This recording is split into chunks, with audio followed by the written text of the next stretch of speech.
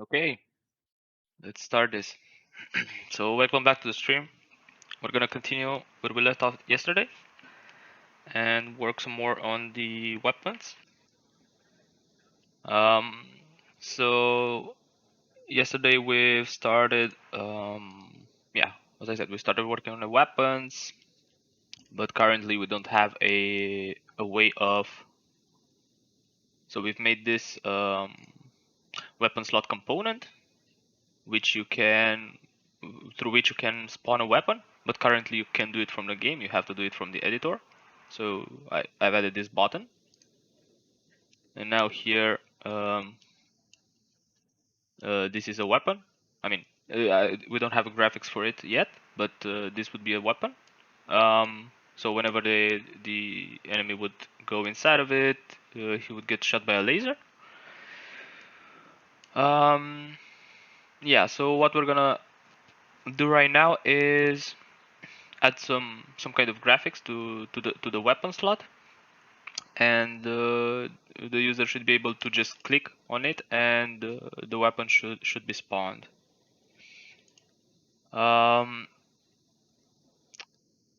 and also we need a way of knowing which weapon is selected. So right now there's only one weapon, but in the future we'll have multiple weapons, and the user will be able to select which one he would like to place on the tower.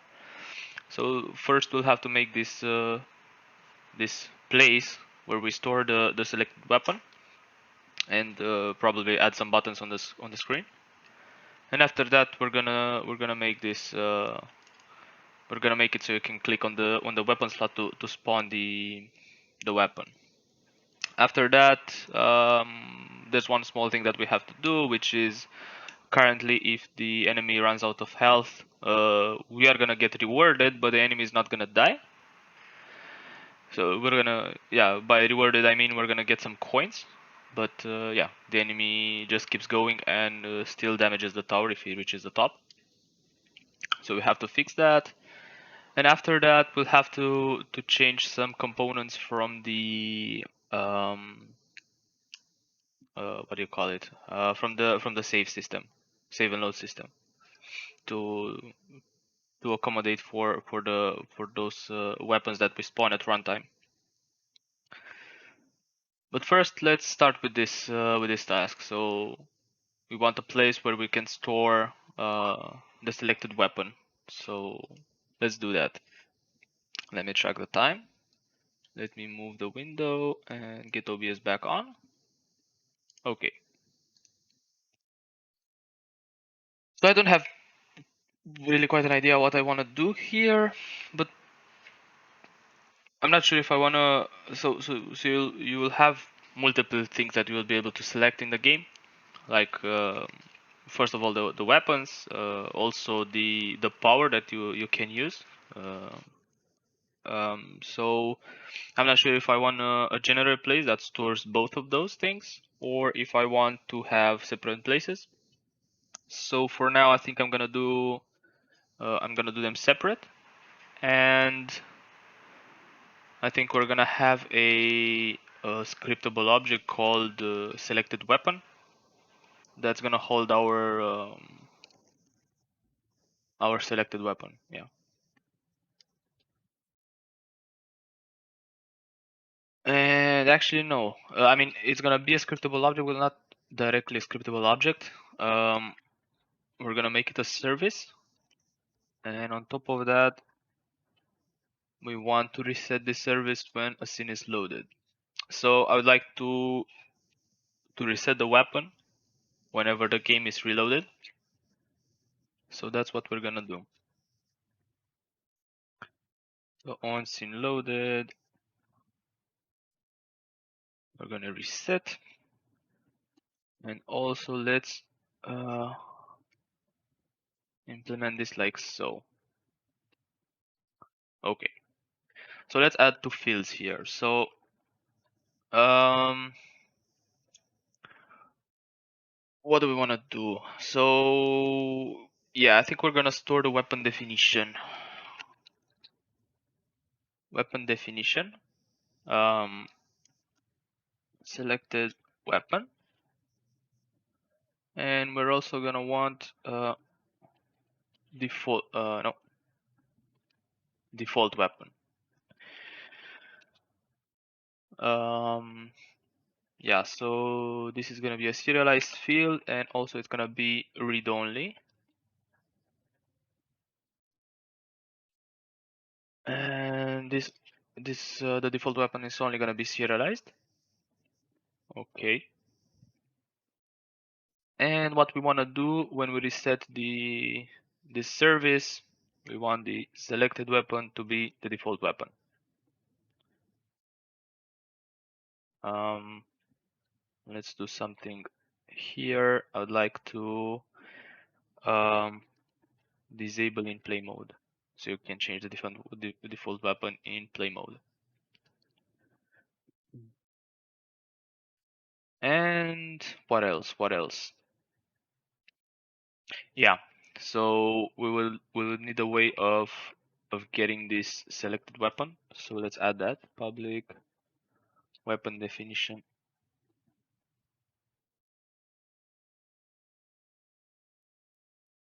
Um,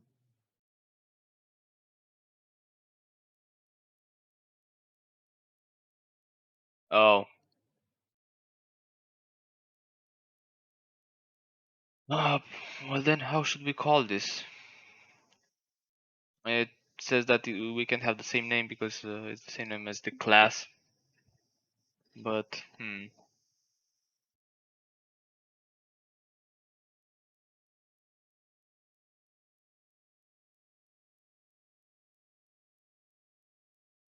think I'm gonna call it just weapon then.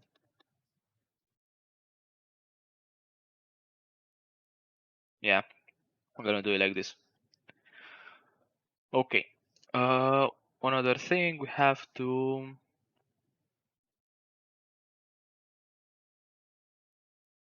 create a menu asset for this. Let's copy this. Menu name is gonna be project tower. Oh no, we're gonna put it in weapons and selected weapon service. Okay, so everything's set up. Let's create this object. Where should we put it? Should we put it in weapons? I mean, we could. Yeah, let's just plop it in here. Project weapon selected weapon service. Come on. Okay, so we have the selected weapon, which we can't modify, but we can modify the default weapon. Um, yeah, I think it would be cool in the editor when we change the default weapon, the selected weapon should change as well. So let's do that. On value changed.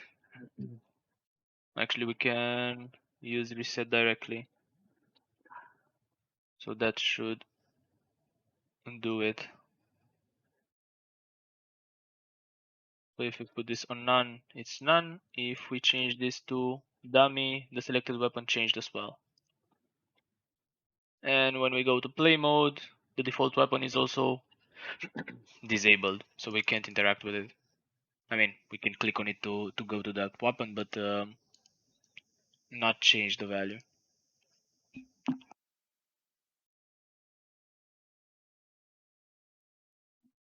Okay. Okay, now we can use this, but first let me um, actually no. Let's first change something on the weapon slot. So currently on the weapon slot we have declared the weapon definition directly here, so we know what weapon to spawn. So instead of this, we're gonna get the selected weapon.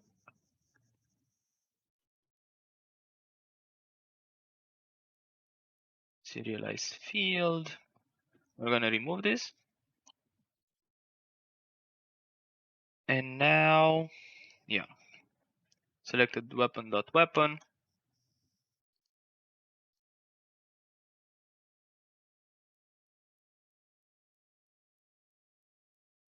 Like so. So now instead of getting the weapon from, having the weapon reference directly in the weapon slot, which was not okay, we are looking at the selected weapon service and getting that value from there. So let's test that this still works. But first, let's change the weapon slot to set this reference here, so we know the service. Okay, let's play and let's select. This one is already used. Let's try another one. Okay, this one is used as well. Get me a okay, never mind. I know why this is. There's a bug that we have in here. Let's see.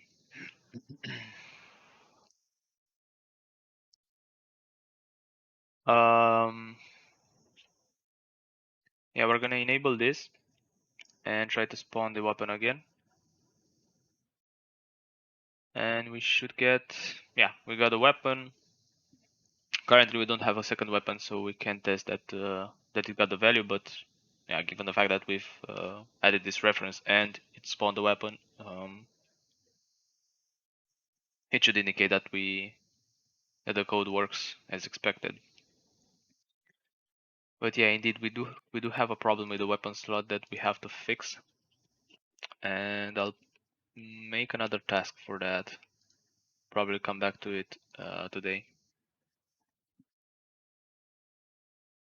So the problem is that we've made this weapon slot prefab that we can use inside inside the tower modules, and we've added an ID to it, which is this one. But the problem is that this ID is never, it is set in the prefab, so it's never changed. So I would like to have, so theoretically I would like to have a new ID for each weapon slot. But currently, when you spawn the same module twice, you're gonna get the weapon slot with the same ID. So what we might do is make a way of, whenever you spawn a module, you can call some methods on the weapon slot to generate a new ID. But we're gonna do it in a generic way. But we'll see. So regenerate weapon slots ID when a module is spawned.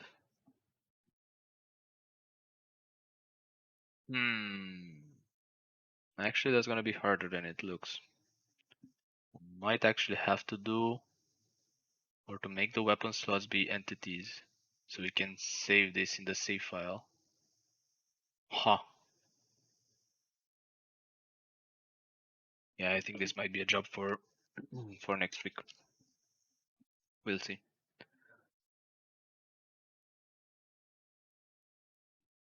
For now, let's commit the changes that we've made and move on to creating the graphics for the selected, or for the weapon slot. So we made this asset, we made this script, and we've changed something in the weapon slot. That should be fine. We've moved this, and then we've replaced all the references with the correct one. Let's have a look at this. Let's just make sure that there are no imports that we no longer need. No, this looks fine. Yeah, that should do it.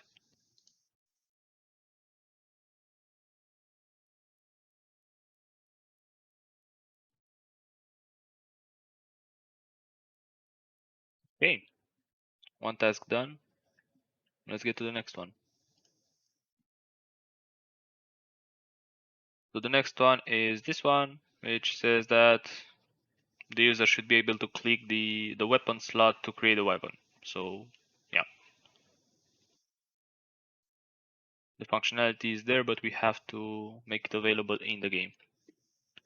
Because right now you can only make create a weapon by clicking the button in the editor.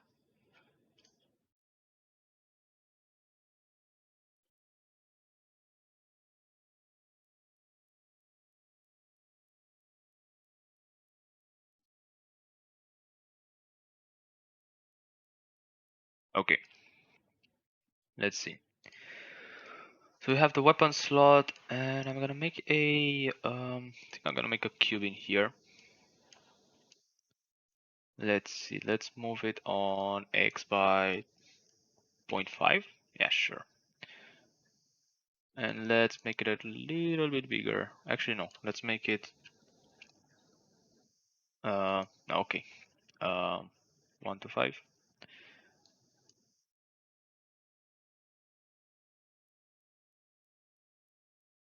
Let's make a dummy material for this, so we can change the color.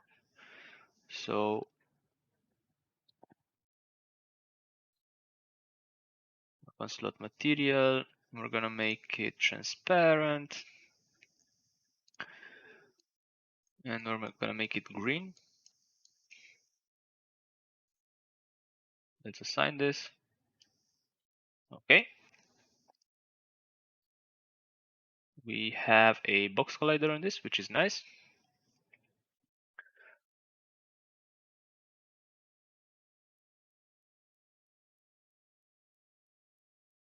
Yeah, so now we should be able to raycast rays into this and see if we hit it.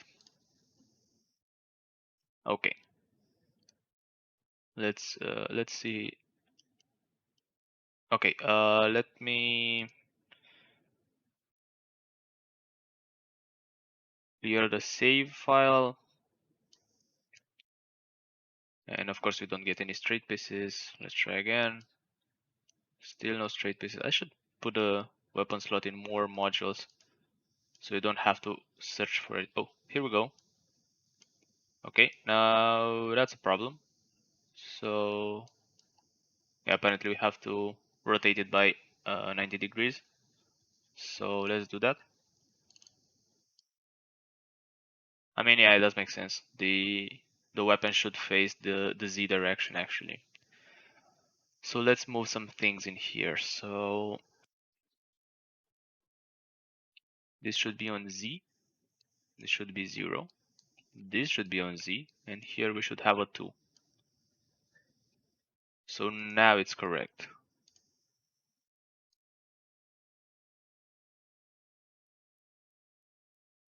Now it should be fine. Let's try it again. There we go. Let me get out of, yeah. So here it is. This is our weapon slot. And now what we want to do is make it so we can click on it and spawn the weapon. So let's see how we can do that. First, we will need the mouse position. So let's do that. So we have to change something in the controls of the game. So currently we have this. We're gonna add a new action in the camera map.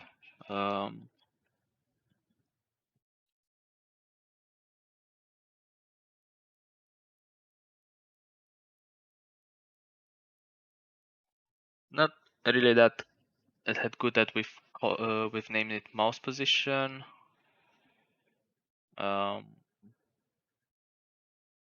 Let's call it pointer position maybe. And this is gonna be a value.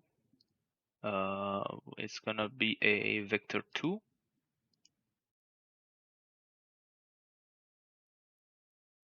I'm gonna put it in the keyword.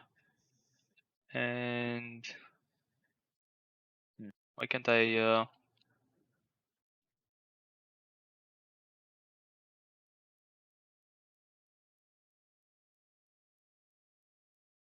I'm not sure why I can't select the.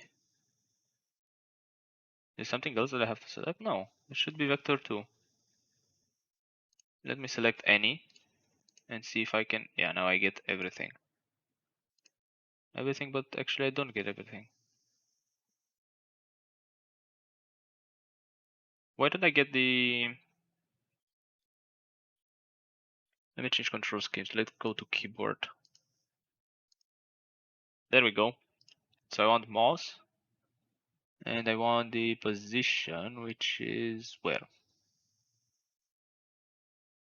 Position. Yeah, this one. Let's change this back to vector 2 because that's what we want. And let's save this asset.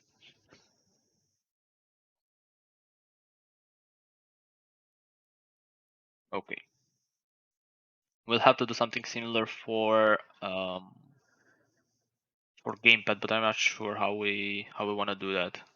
We probably want to do a fixed position for the gamepad, so basically your cursor would be in the center of the screen. But yeah, we'll see about that. For now, we're not gonna have any bindings for the pointer position on gamepads. Okay, so let's get back to the code. We're gonna work in the weapon slot. So we'll need only one thing. So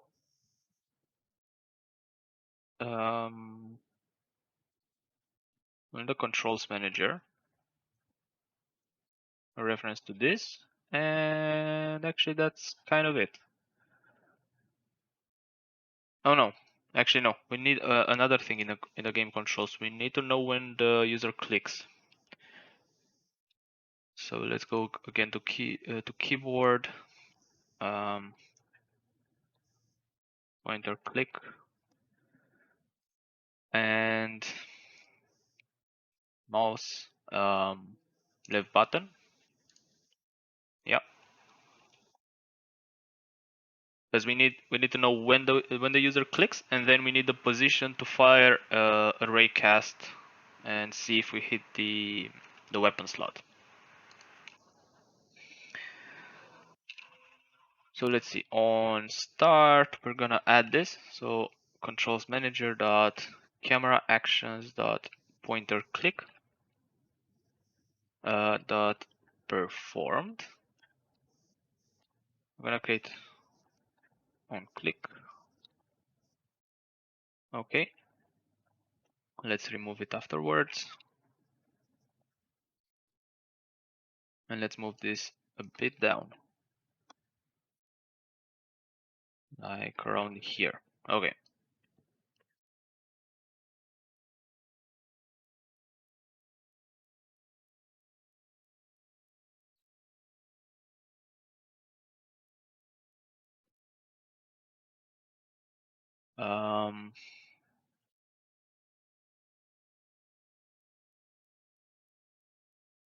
Screen point to ray. I think this is what we want. And we would need the position, but we don't have that. So pointer position performed. We're gonna have a method here on move. So we want to track the position of the mouse. So private vector2 pointer position.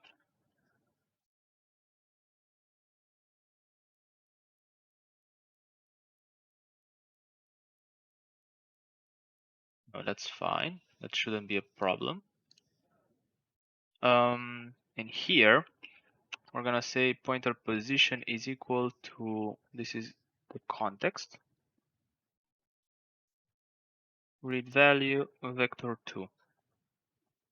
We're gonna read the value for the position. Actually, we can Make this an expression body. This would be also a context, even though we don't actually use it. And let's see.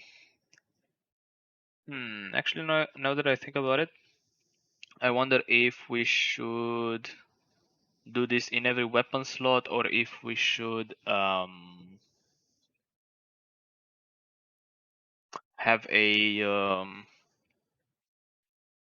a single place where we shoot one ray and see if we hit any weapon slot. We might want to do that in the future, but I mean for now it works because doesn't really matter. But if we'll have multiple things that depend on the click, we might want to have them in the same place. So yeah, we'll see. But for now,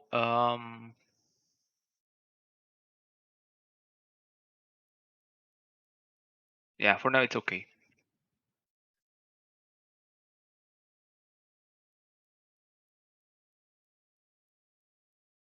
If physics.raycast, so we have array, max distance. Do we have a max distance? I think we should have a distance. Um,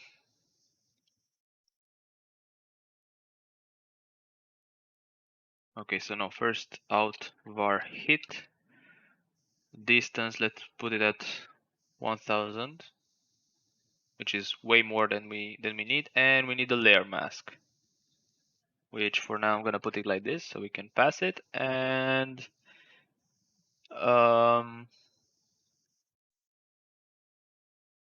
we're gonna collide with, we're gonna interact with triggers for sure, because that the weapon slot, I'm gonna make it a trigger.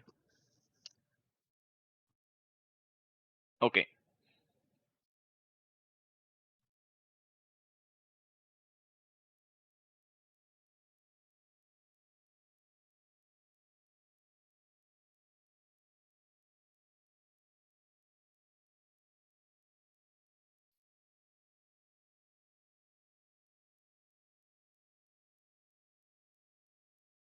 Okay. Now we'll need another thing.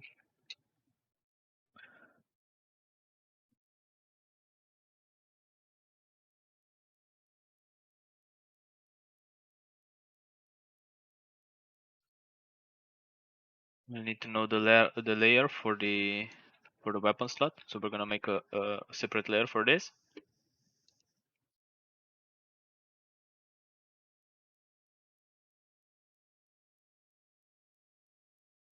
Actually, no. You can do here hit dot collider that transform that parent that game object. Okay. And there's one other thing that I have to do, which is on destroy here. We're gonna remove this.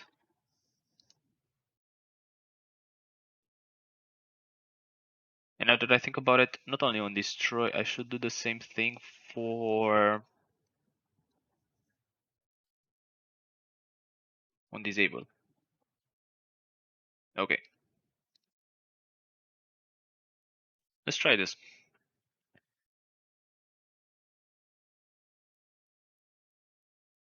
Okay, we have some errors, which is understandable because I think we need to assign some things to the weapon slot, right?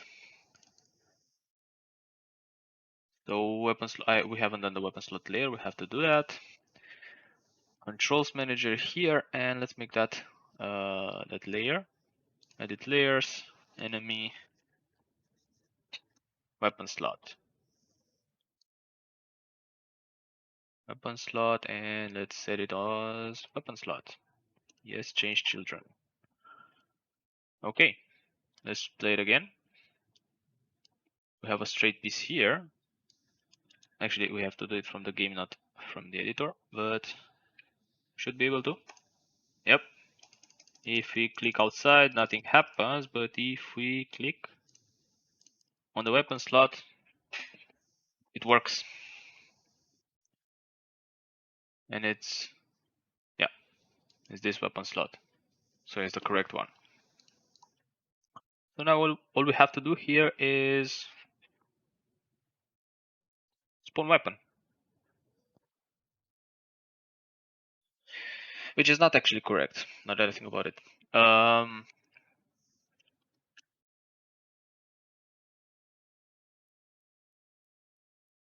Because we're doing this in each weapon slot, we should check if we're hitting this weapon slot. So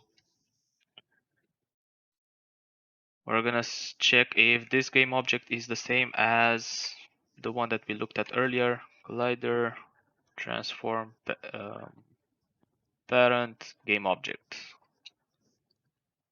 This is not, doesn't look that good, but for now it will work.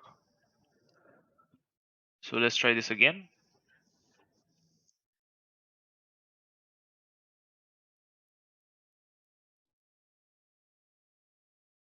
I mean, actually, there's no way of checking this if this works, except we can see if we have. Yeah, okay, so we have multiple straight pieces here. So when we click on one of them, we should only get one weapon, and only one weapon was created. So the other ones are still active. The other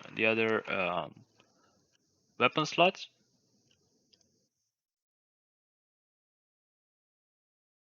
So we can click on them, and yeah, 3 weapon slots and 3 weapons we have here.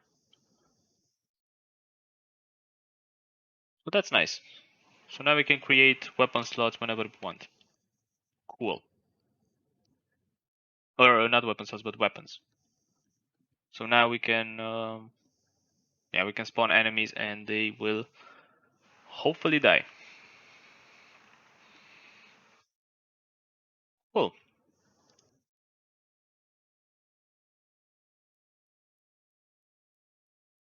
I guess this task is done as well.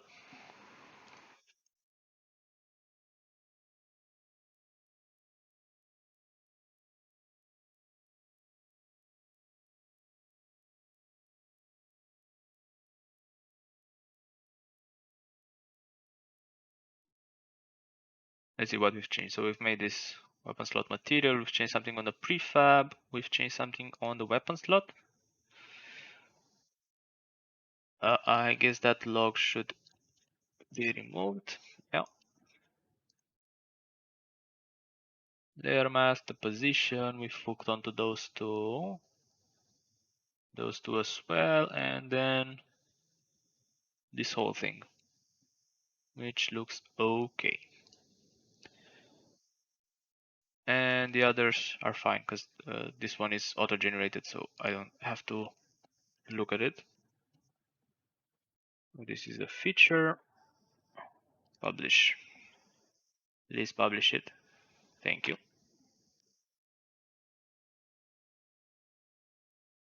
Okay. So now we have weapons. And let's see. Oh, yeah, one thing that we haven't done actually. And I mean, no, for sure we have to do it. Right now you can create as many weapons as you want, but you should only be able to do so when you have enough money. So we have to incorporate that into this. So yeah, I'm gonna make a new task for this, and we're gonna work on that.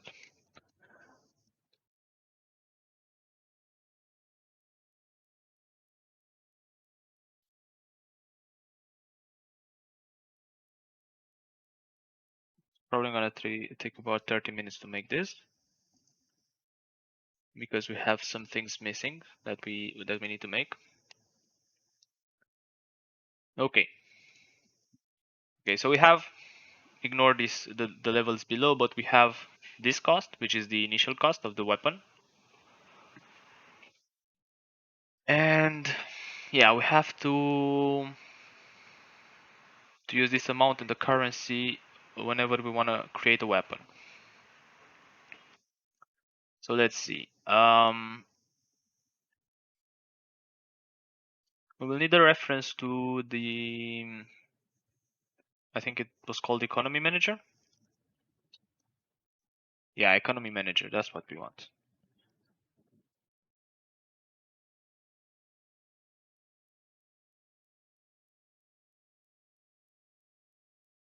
And unfortunately, if I remember correctly, yeah, we don't have any.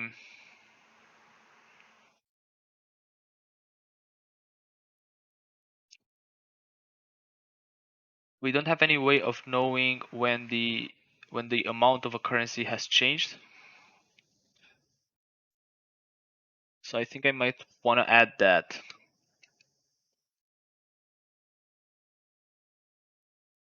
So let's see.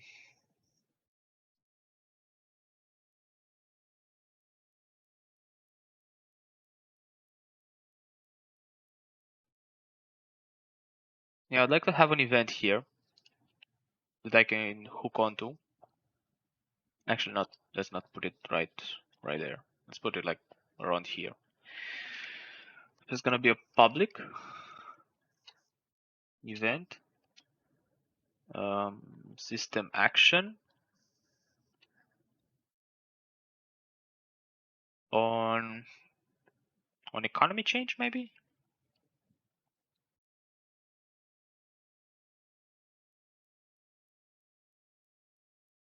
something like this.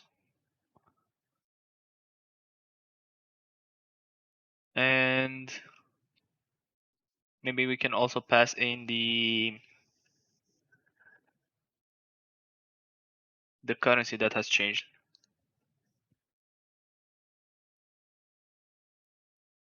So here we no longer have a expression body. Invoke with currency, like so. So here we add currency, so we want to invoke this. This one is just an interrogation, so we don't care about that. And this is for removing currency. So yeah, after that we invoke this.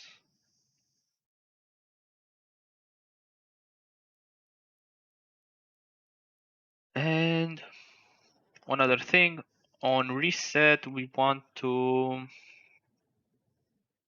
let's see. I want to make this null. I want to remove any references to any yeah. If anyone was hooked to this, I just want to get rid of it when a new level or yeah, when a new scene is loaded. Okay, so you have the economy manager. Let's hook onto this. On economy change,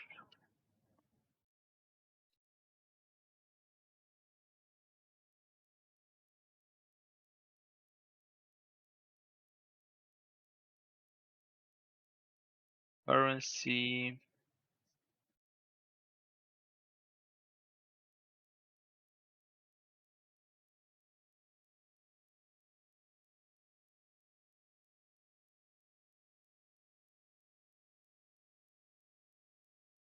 Okay.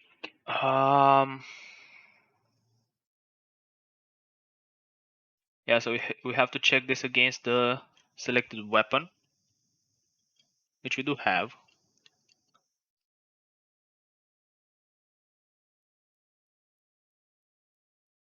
Okay, let's see how we can do this. So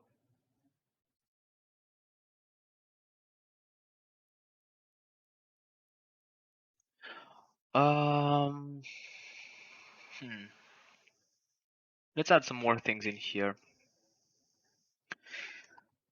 I want First of all, I want two materials. Um, can build material. Let's spell it all the way. Can build, cannot build material. And we'll also need a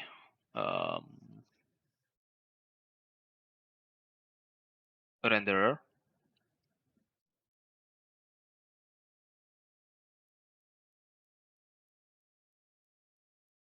Like so.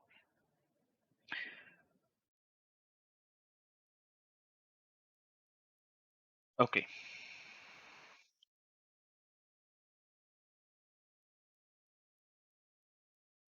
If currency is the same as selected weapon.weapon.currency, or no, if it's different, we just won't care. But if it's the same, what we want to do is if economy has currency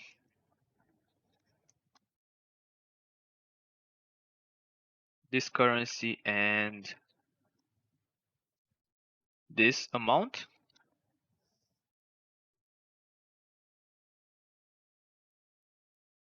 share material, it's gonna be can build material.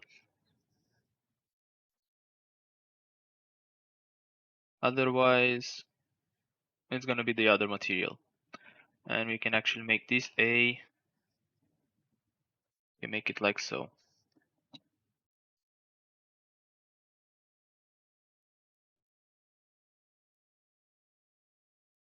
Okay.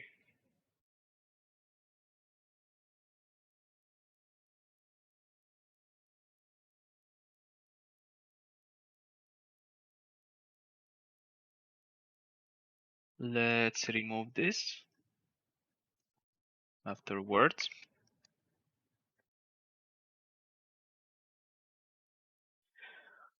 And one other thing that I want to do is when I hook onto this, after I hook onto this, I want to force it to, I want to force check it. So we're going to do something like this. So I'm going to call this this method by hand with the exact currency of the selected weapon. So now let's do this.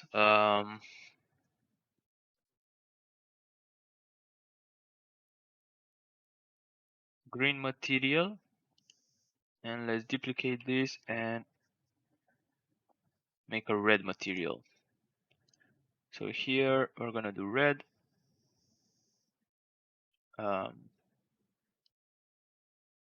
Like so.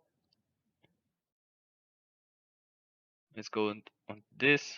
Red material is cannot build, green materials is can build. Economy manager, and the renderer is on the cube. Let's save this. And I would say let's play, but first I think I wanna change how much money I have by default. So let's say I have 0 currency.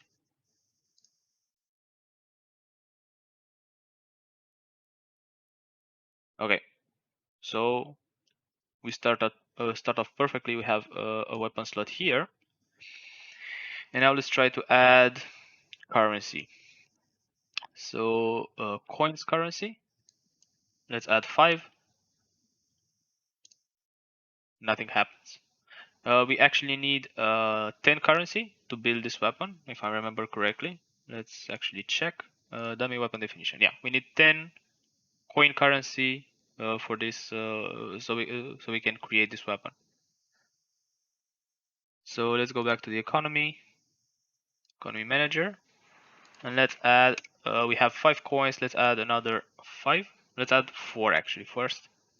So we have 9. Still doesn't work. Let's add another one, and bam! Now we can add. Now we can create a weapon.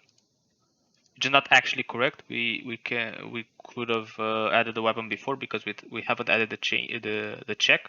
Right now we only check if or not. Yeah, we check and we only change the material, but the raycast still happens.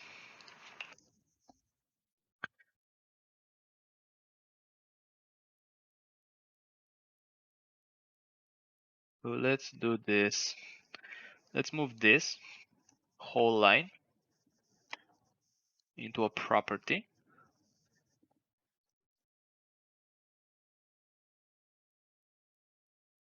And use the same property here. So when we click, if we cannot buy, we're just gonna return early, so we can't create the weapon slot. Let's try it again. Let's see if we have any straight pieces. Looks like we don't. Let's create another tower. Still no straight pieces. Oh, come on. I should add more weapon slots. There we go, we have one. So right now, if I click on this, yeah, nothing happens. Doesn't matter if I click on it, but as soon as I have 10 coins, it turned green, and now I can click and it works as expected. This shouldn't have worked. That's weird. I should be able to see gizmos on the other side.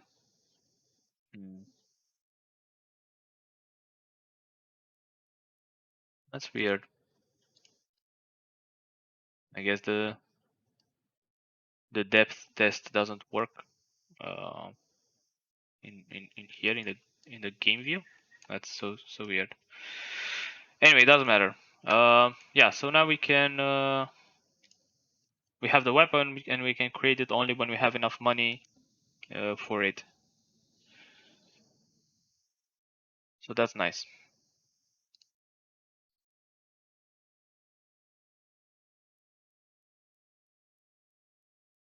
Cool. Actually, we finished this task um, sooner than I thought, which is amazing. I thought it was gonna take a little bit more time, but I was mistaken.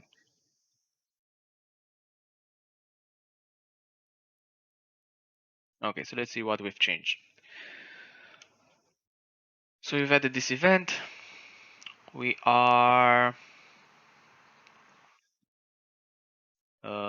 calling this event when we add currency. This is for removing currency, right? Yeah, when we remove currency, and then we reset this on reset. We remove all listeners from this event. And in the weapon slot, we have a little bit more code. We've added the economy manager, we've added the materials and the renderer. Let's look at everything. Okay, we've added this property. We are hooking on to the economy change event and changing the material. And also when we click on this, we also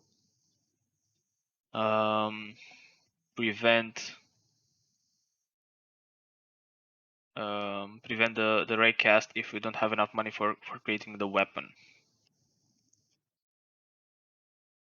Awesome. Yeah, so this is cool. Let's commit those changes.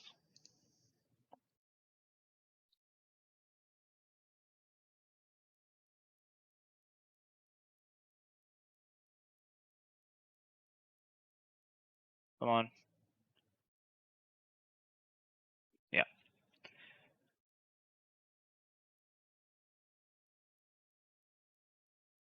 Okay, so now theoretically, you can actually kind of play the game and win, I guess. I mean, not win, there's no win state or something, but you can. Actually, no. We still have to make the enemies die when they run out of health. And after that, we yeah, we could do some cool things in here. Okay, so let's start by this. Yeah, so let's make those enemies die when they have 0 health, which is not gonna be that hard because we are actually making them die, but we're making them die when we reach the end of the tower. Let's reset this. Okay, so let's go to the enemies. Let's go to the movement because this is where I have that code. Okay, so we have this. So this is what we want to do in the enemy health component.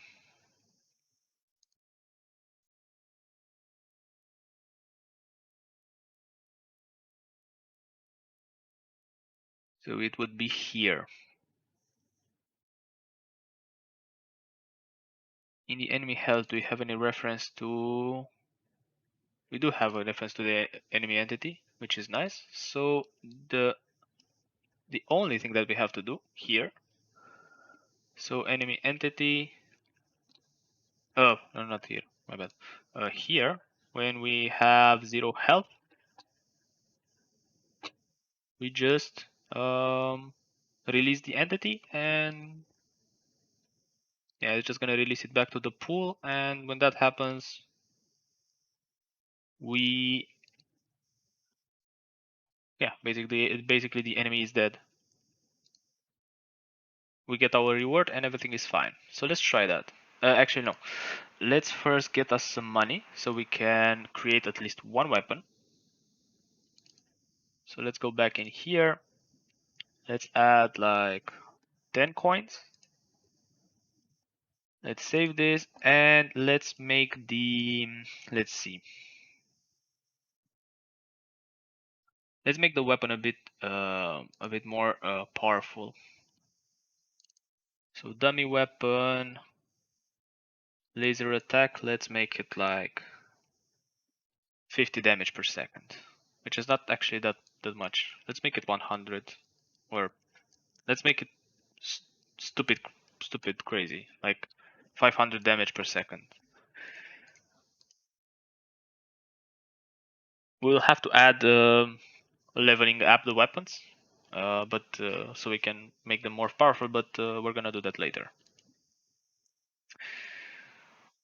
But for now, let's try this. So looks like we have a weapon slot. So now we've created a weapon. So let's start in. Oh, we forgot to actually subtract the currency when we create the weapon. So in the weapon slot, we are checking if we have enough money, but we don't actually.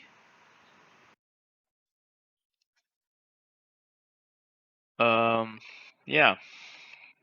Economy manager dot remove currency, and let's copy this. We're not actually removing currency from the player when we created the weapon slot, because yeah, we still have 10 coins, but we've made the weapon slot, so yeah, that's not correct. Let's spawn the enemies. Invoke. There they go. Pam. And that one actually didn't die. Oh my god, we get like a shit ton of money. That's not correct. Why do we get money? Why do we get money?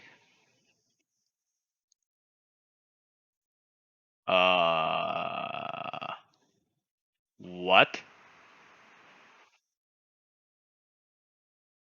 Why do we still get money?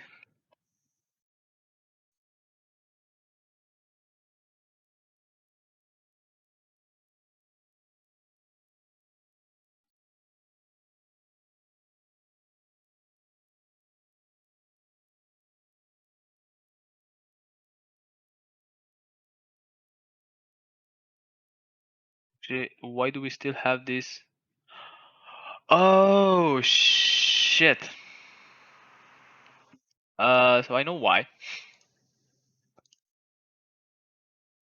One of those enemies,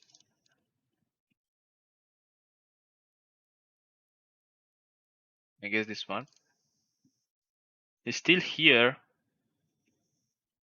in this in the area of the weapon. So even though he is dead and actually not part of the game, because because it's back in the object pool, the weapon still sees him and shoots him tries to shoot him, and that causes so it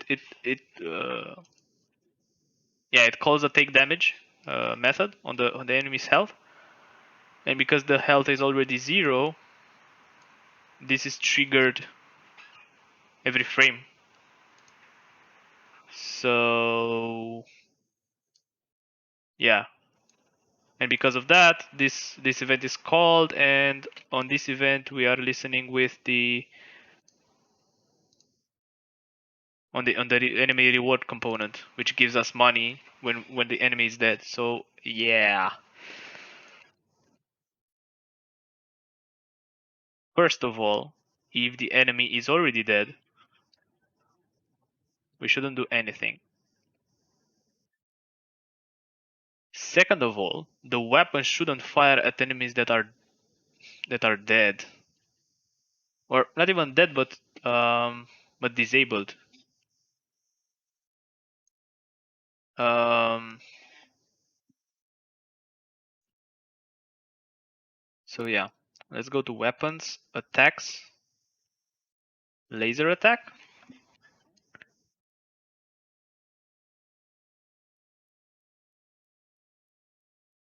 Okay, so here, oh, the enemy detector is where we wanna be.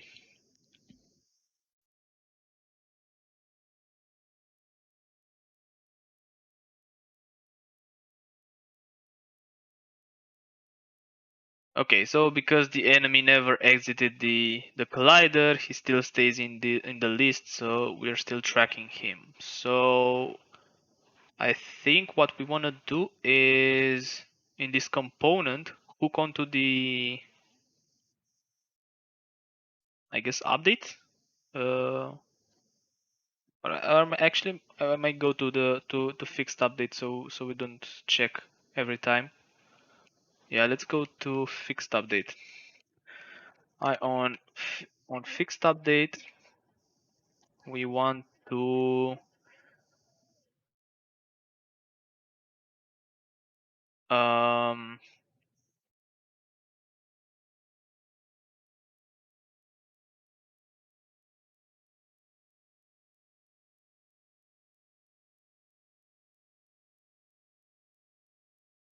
what do we want to do?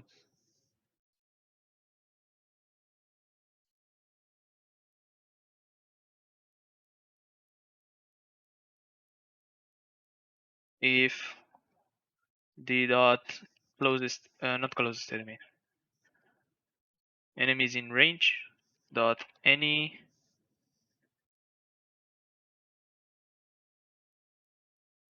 um active in hierarchy. If at least one of them is not active in hierarchy,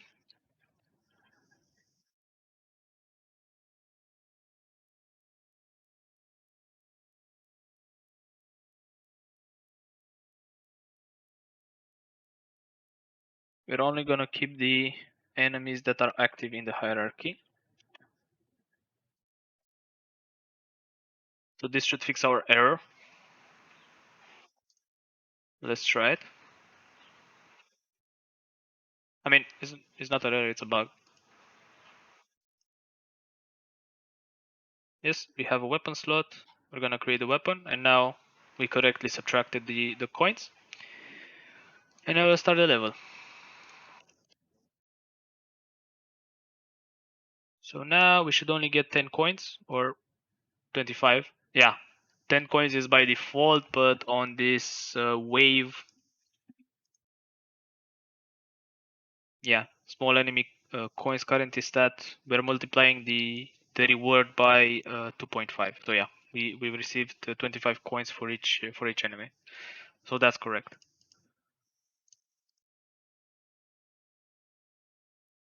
Oh, we can make another weapon here. We removed 10 coins as intended, and now we're getting more enemies. Yep. So now each time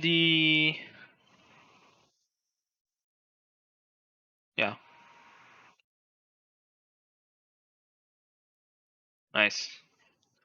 Yeah, one thing that we should do actually is whenever the enemy dies, so and we put it back in the object pool, I think we should move it away from the tower and put them somewhere else, so we don't see them on the screen like we do right now, because we see them for a split second in here and then they just start moving again. Okay,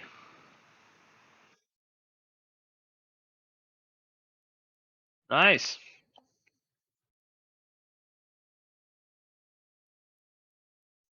Yeah, let's do that, and we're gonna be done with this task. So let's see, in enemy health, enemy entity, yeah, here. So when we release, we're putting it back in the object pool, and I want to do something before that. So not transform, root that transform dot position vector 3 down times 100.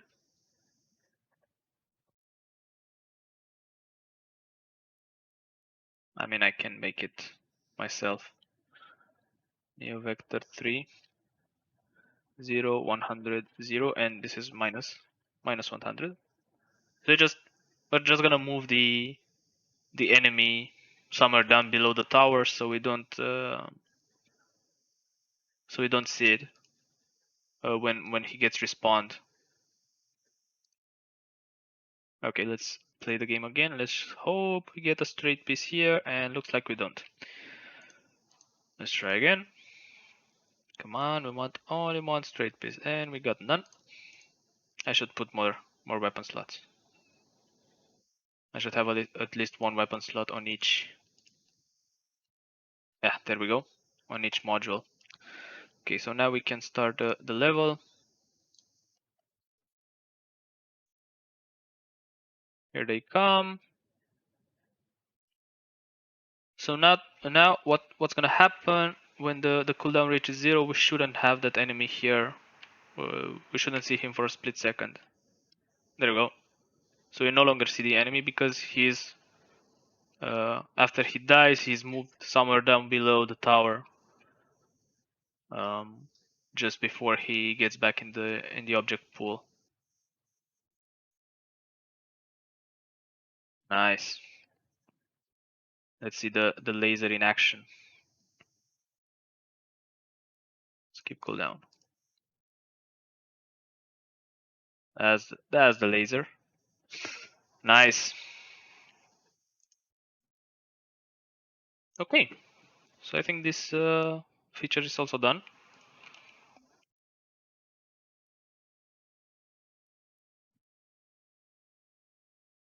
So now uh, we can get to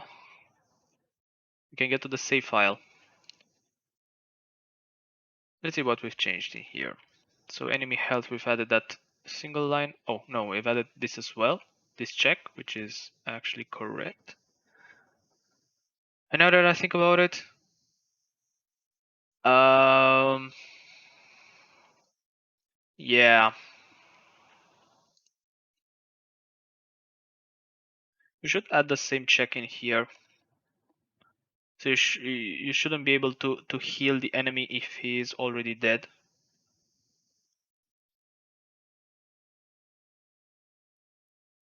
Because we will have, there's one type of enemy in the game, which is a healer. So it will be able to heal other enemies when they pass when it passes near him. Okay, so we looked at that. Let's look at this. We've added that one line in here. Yeah, so we are moving the enemy down. In the enemy detector, we've added the onFixed update, which does this. Actually, I haven't checked. I mean, it should work. No, for sure it works, but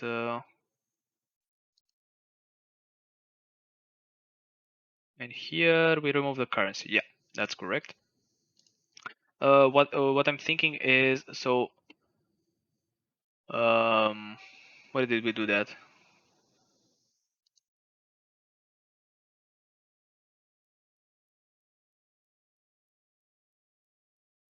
Where did we do that? Here on the enemy detector. So for this to work, so I have some interfaces that I can implement for getting events. So for this interface to work, I have to have a special component on my weapon, and I'm not sure if I do have it. Yes, I do. So I need to have this entity update manager.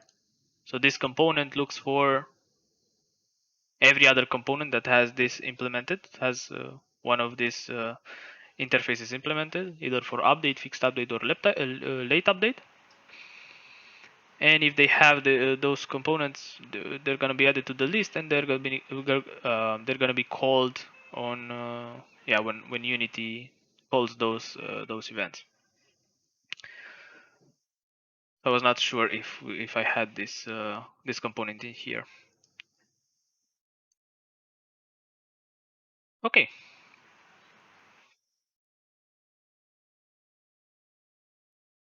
I mean, it makes sense to have it because I have the on update in here, so I needed it for the laser to work. Okay, let's commit the code and go to the next task, which is reworking the game save functionality,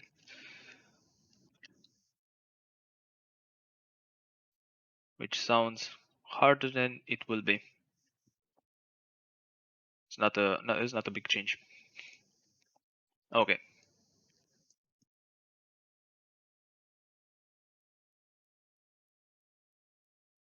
Oh, I've actually done this.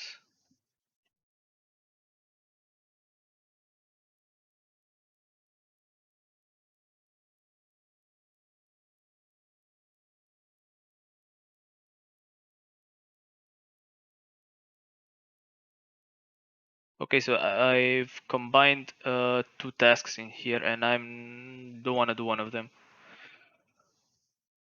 So I want to replace this script that I have that comes with ES framework. So let's see.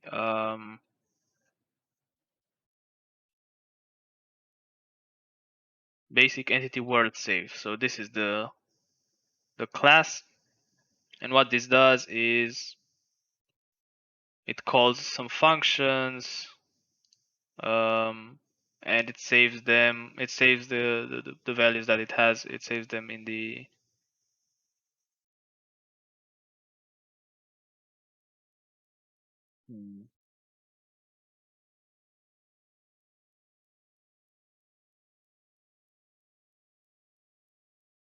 it saves the result in the player prefs. So this is the place where we save the what I call the save file. It's not actually saved on disk right now. It will be saved on disk, but I don't think I want to do that right now. Right? Actually, I don't know how I want to do it. Actually, I might do it right now, but I have to. Yeah, I have to do some digging into the documentation of Unity.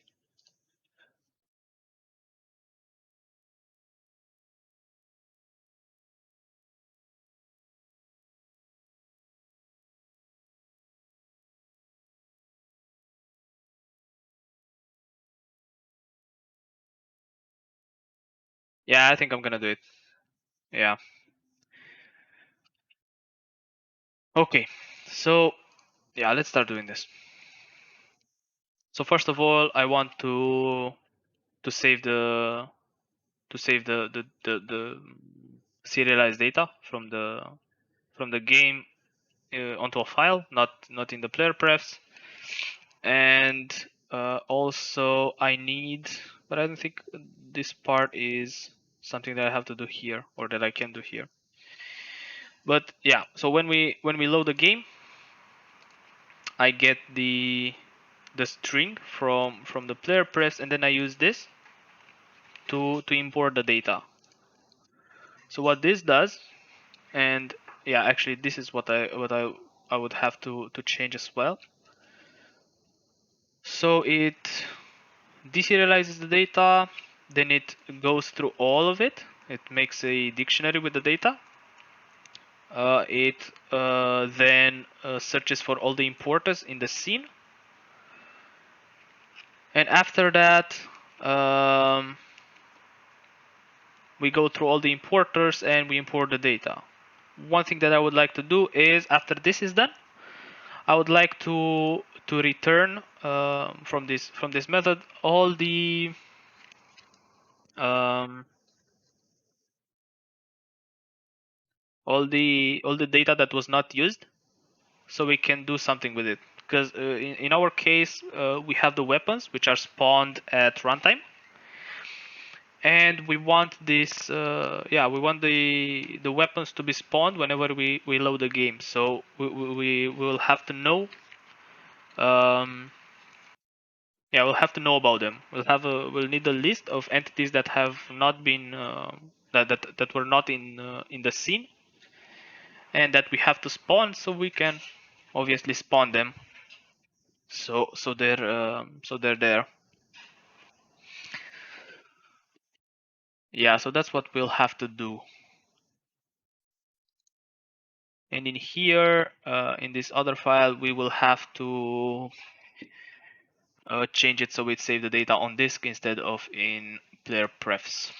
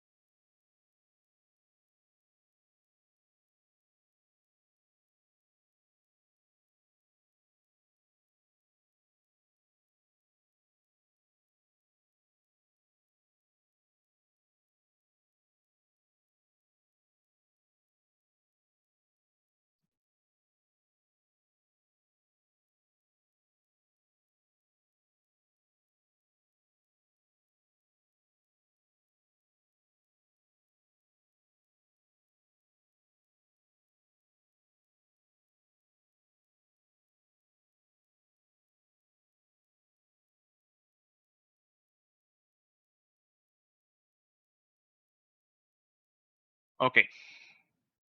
Okay, let's see how we can do this.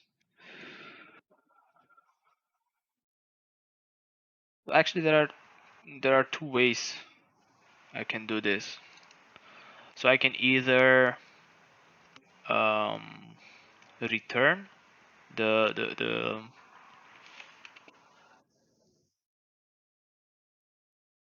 entities that are that or the data that was not used, or I can add a method here, or not a method, but a function as a parameter to the import for that's gonna deal with those values.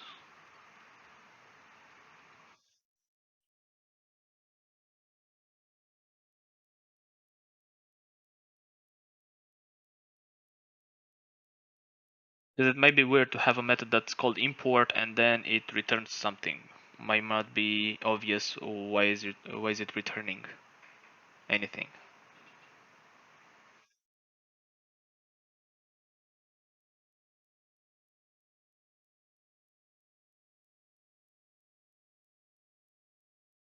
So yeah, we might just have to add a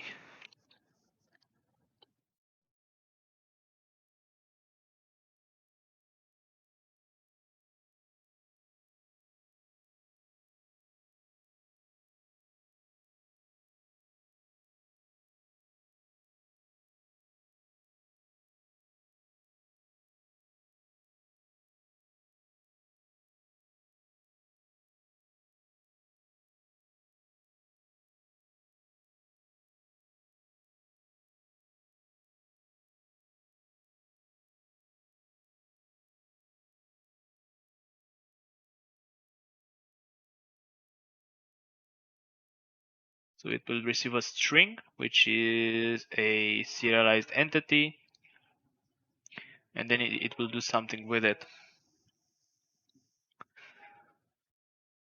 But I'm not sure what it will do, to be honest.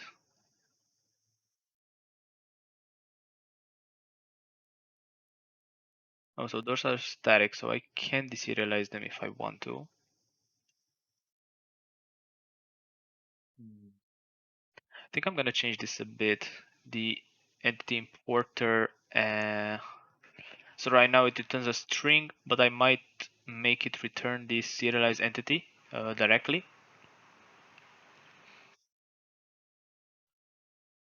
And the reason is um,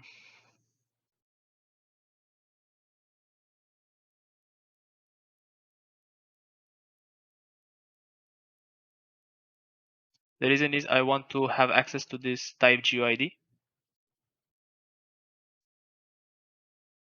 because I need to know what type of entity I have to spawn, and then I can import the data into it.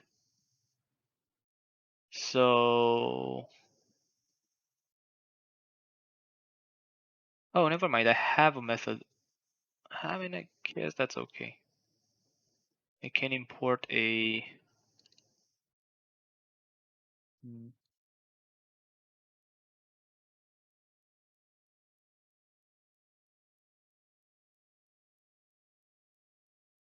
Yeah. Um, yeah. So we need that there. That's for sure.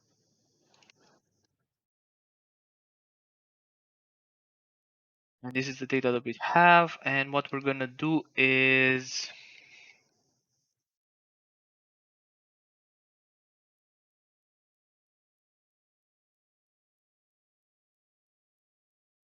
Oh, we're actually deserializing it already. And we're actually deserializing it. Oh yeah. Oh, so this is good. Actually, we already have the data. And then we have it by GUID, which I don't care about the GUID. So here, instead of string, we actually have a serialized entity. Yeah. And the importer serialized entity. So now here we can do a for each through entities dot values.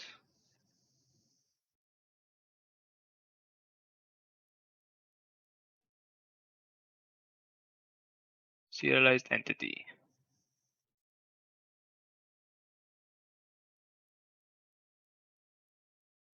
Import and use data. I mean,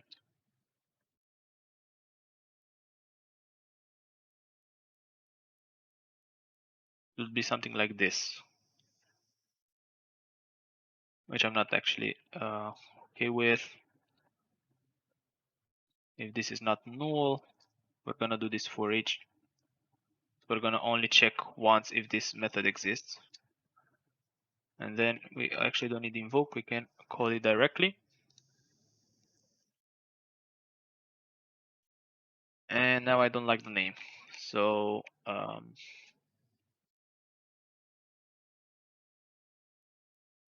handle unused serialized entity. That's gonna be the name. So now we can create a new file as this one. We're not gonna reuse the this basic entity world save. We're gonna make a new one. Or actually, should we make a new one? Yeah.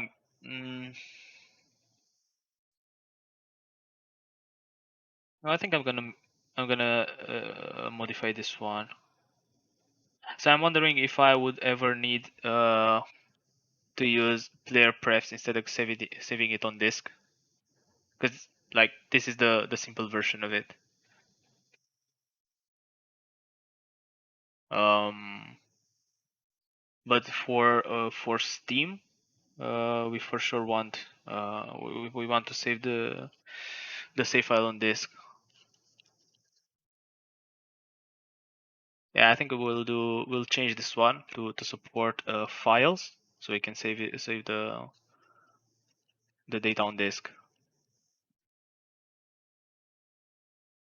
And now that I think about it, I wonder if I should change this directly in the project or if I should go to ES Framework and change it there. Because everything that I'm changing right now is inside ES Framework. So I might actually do that instead of modifying things in the project. Because then I would have to move them back. And actually I haven't even checked the time. Let's add some 5 minutes in here. I'll have to move the data back in the ES Framework project. So I think I'm gonna go to the ES Framework project and do the changes there, and then move them over here. So let's open the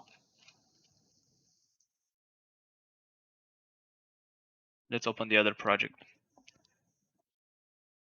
So this is a separate project that or where only ES Framework lives and some test methods that I have. Let's open the test scene. So I have a test scene for testing ES Framework. I don't know. It has some things in here. Like, I mean, I don't know if I've ever shown this, but we have, for example, if you hook two game objects with the same event, you will be able to see the connection that they have. So, like, if you see right here, we have a game object which has an event. So test event one, and it's hooked to this one, to this other game object, which triggers this event. And because of that, we have this link between them, so you can easily debug how things are connected in the game.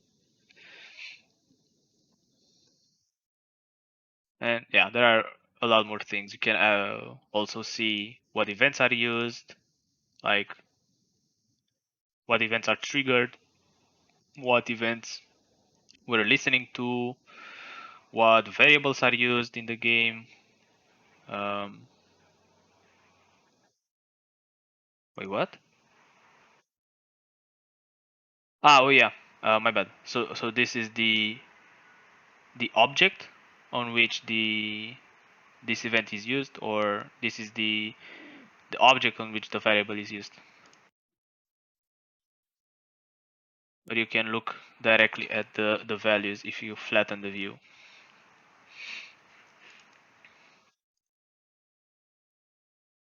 Yeah. Okay. I saw a bug there. I'll have to come back to that some other time. Okay, so getting back to this. So let's open the project for this. New window, please. Okay. Um, let's see. We're not gonna go into services. We're not gonna go into sets. Not loadables. I think entities, importer, not importer, save. This is where we want to be. So we have the entity world exporter, and this file we will change right now because we're gonna copy whatever we did in here. So let's see this. Collaborate. Let's see the change. Yeah, we've added that extra parameter here, and then we are handling the unused entities. So that's cool. And now we have to change this basic entity world save to not use player prefs, but instead use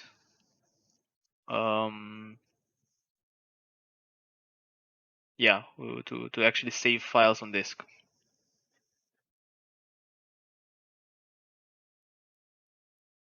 So let's see. I've had some things prepared here in the task. So let's look at those things.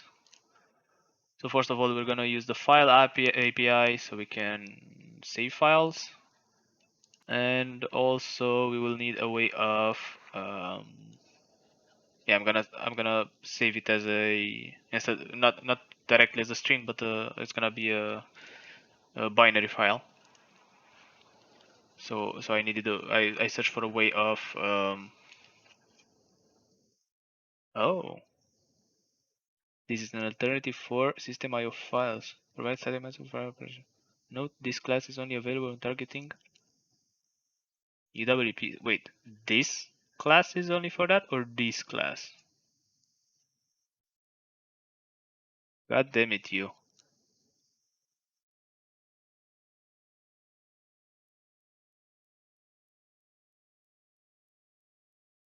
Oh, I mean, it does make sense. It's under Windows.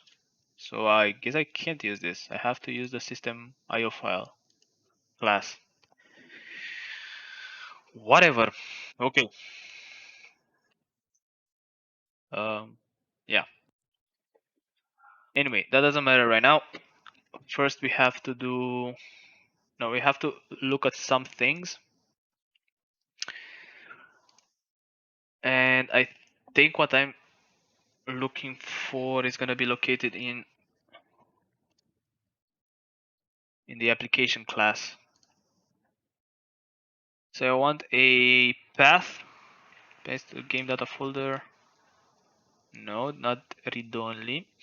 I need a path where I can save persistent data path, read only. Wait, this is read only, not the. Oh, okay. So never mind. This is the assets folder. So this is not what I want.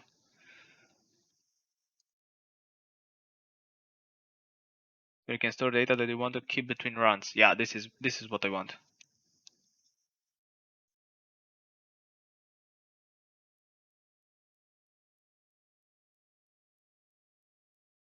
Windows Editor and standalone player. App, local company, product name.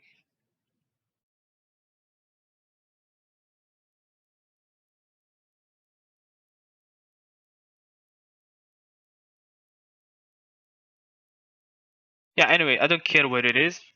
All I care about is having this, having access to it so I can, so I can use it. Okay, that doesn't matter.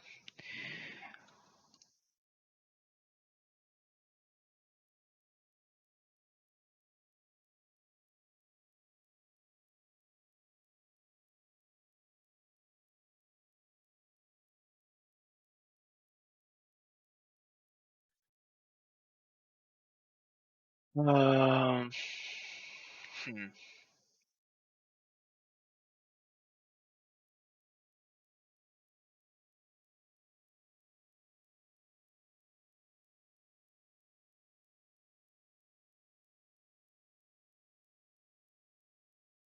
Okay, let's start doing this. So let's do the save first, and then we're gonna do the loading. What are we listening to? Motionless in white. Okay, let's try something else. Um, Habashi. No, let's not listen to Habashi right now. Let's try not this.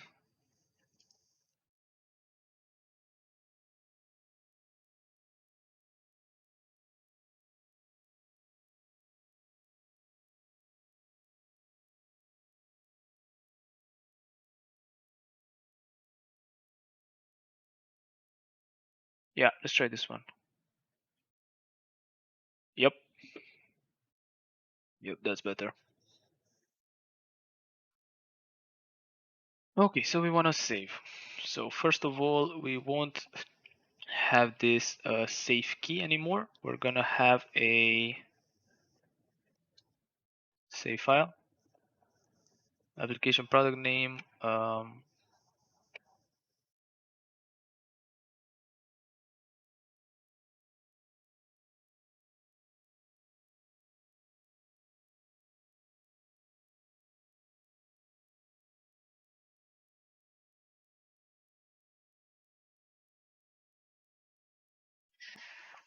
Okay. Now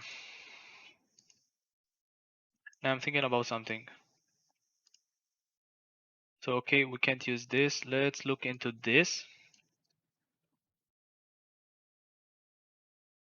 And what I want to know is, yeah, let's see what files we have. Okay, so we have a method of knowing if a file at a path exists, and it is synchronous. Okay, that's what I wanted to know. What the fuck? Okay, phones are spooky. Okay, yeah, so this is gonna be replaced by,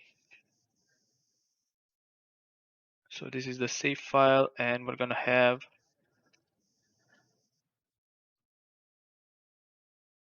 save file path, uh, persistent data path. This is a great. I need a way of concatenating to. We're getting a path. I don't know what selector or separator I should use.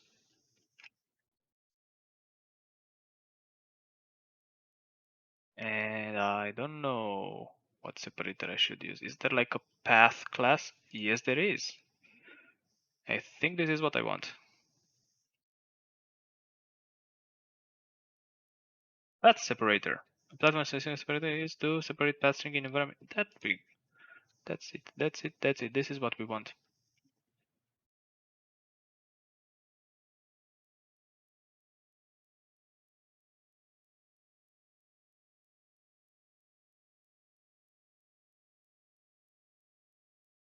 Path. Import that from wherever you want. From system IO. And then this is the save file.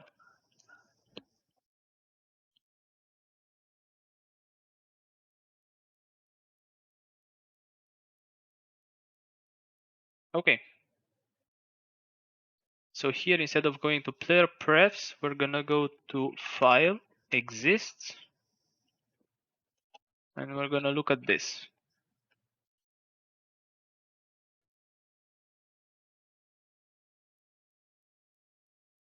And let's go back to this one. Let's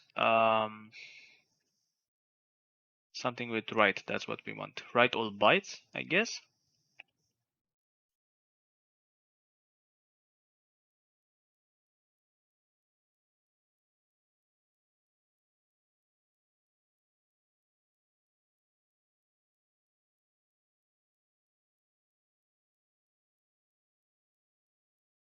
But yeah, I wonder if I should save it as a. Man, I'm not gonna encrypt the file or anything, so I might just not write as bytes. I mean, I shouldn't make it a binary file. I should just make it a regular yeah, text file with a JSON inside.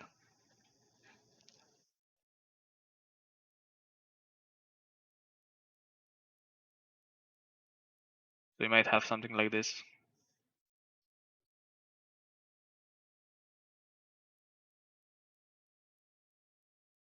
So instead of this, it will be something like file dot write all lines. No, write all text. Save file path, and the content is gonna be this thing.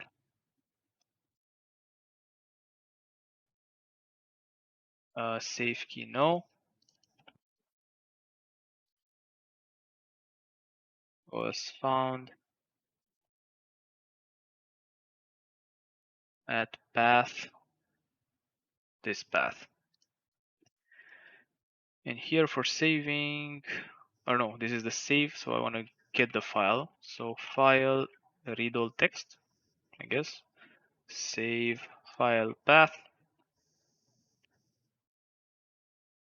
This one should be file delete.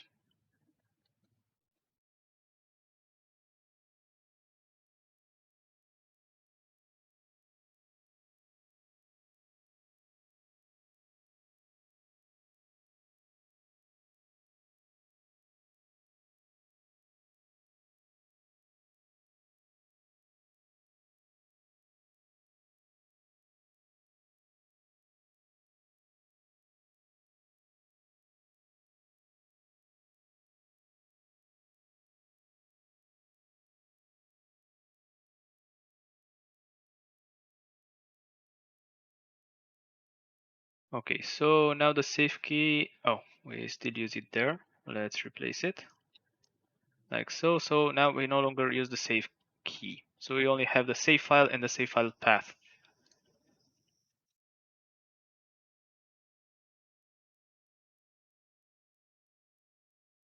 So now, theoretically, that should be it. We should be able to save this, to save the game. Which, do I have any save functionality in here? I'm not sure. Maybe in here. No, display pause. Not sure how I was testing saving the files or saving the game in here.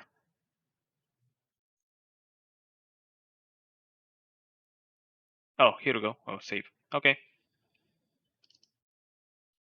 So let's play the game, I guess. If I say debug, I get nothing. Let's save. Something happened. If I say debug now, yes, we do have a file. That's nice.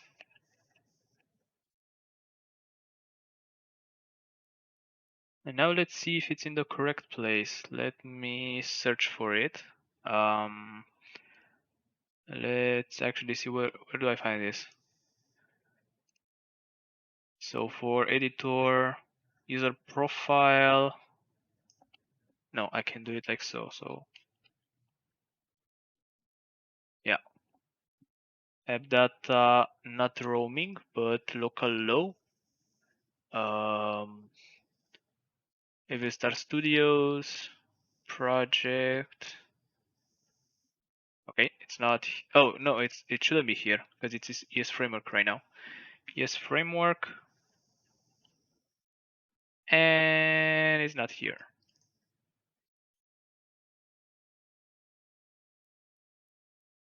It is not here.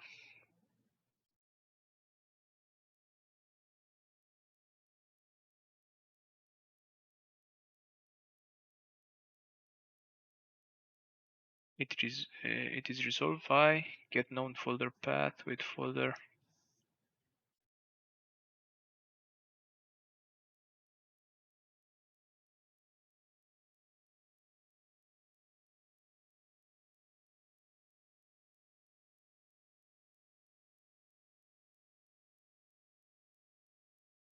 Okay, let's when we do debug,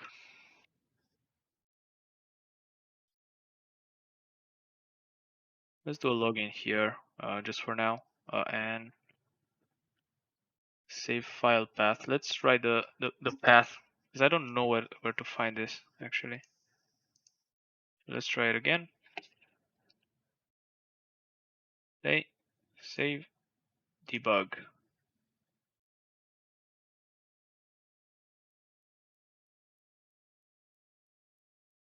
Ah, god damn it, that's not the separator that I wanted. Okay, this is not what I wanted. Directory separated chart. This is what I want. A path separator. Ah, okay, I now understand. The path separator is for yeah, for the path for variables. Okay, directory separator char. Now, okay, now I have a question. Why? What is this alternative?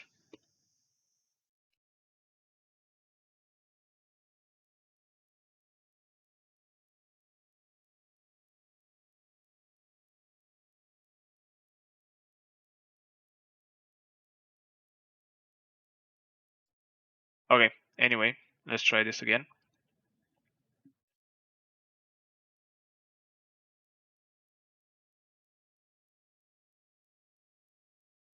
Okay, play. Let's save the game. Let's debug. It's there, and I actually see it. So here it is. If I open this with JetBrains, there we go. We have our save file, which looks totally ugly because it's on one line, but it works. So I'd like to do some changes actually to this file.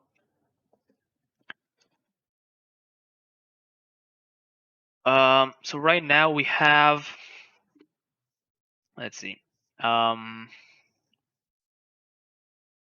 the export, those serialized entities are actually strings, but I think I'd like them to be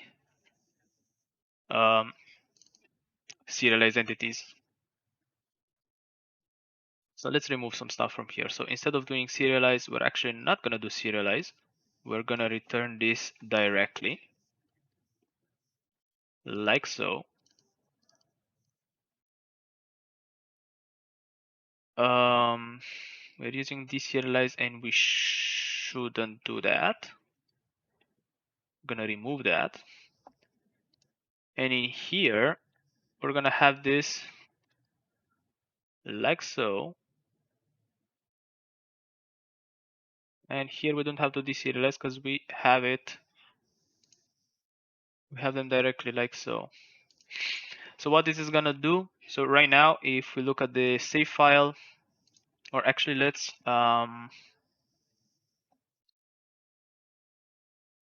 there is a plugin for .ess files. That's ignore extension. That's not a thing. Actually, can I? I don't know how to reformat. No. Okay, I know how to look at this. Curious JSON, this one. So if I process this, this is what we're gonna see. So yeah, serialized entities are just a bunch of strings, and this is kind of hard to debug because they're all on a single line. So I'd like those to be objects as well, so not strings. So that's what we've done right now. So now if we let the code compile and we try to, what's happening here?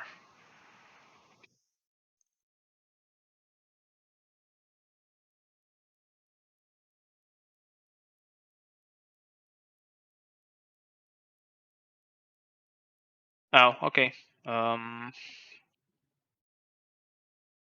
To JSON this.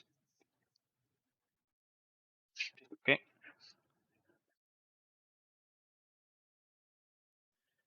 Now if we play again and we save the game, we should get a slightly different result, but one that's gonna be much more useful and much more easier to look at.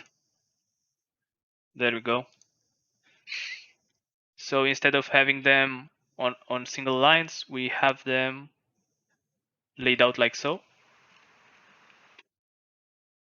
And I think I'm gonna do the same for, actually no, for this I can't because I don't know the type. But it is actually, this is much more useful like it is. So it's much more easier to debug a save file like this. You have each entity, you can collapse an entity, so you can actually go through it and just like look at one of them. You can easily see the position, the rotation, and the data that it has. For example, yeah, it has a data with speed or something. I don't know. This is just a test component. It's much easier to debug this. Okay, so that is good.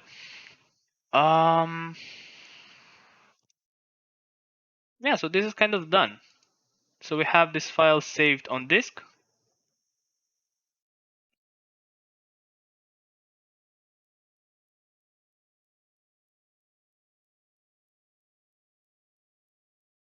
No, Yeah, no, this is fine.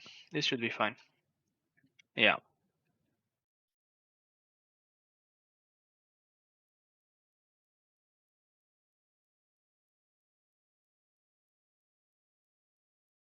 Okay. Yeah. So we have this here. This is done. And now what we have left is, yeah, handle those unused entities or serialized entities, which I'm not sure this is how I want to do it actually. But for now, actually no, we're still part of this task. Um, so if I want to do this in a generic way, I need to know.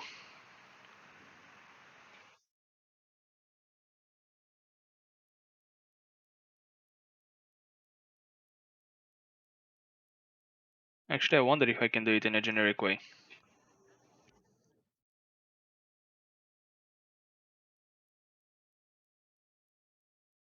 So I need a way of I need a way of getting um,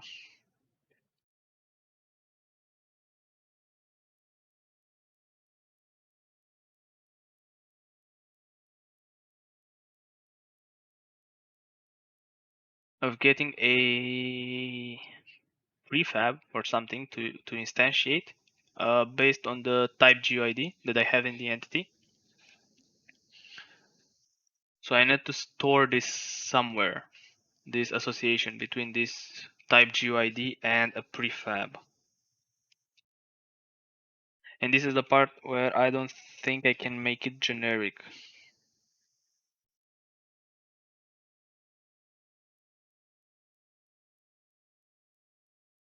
It's not a problem. It just means that I have to do some things in here.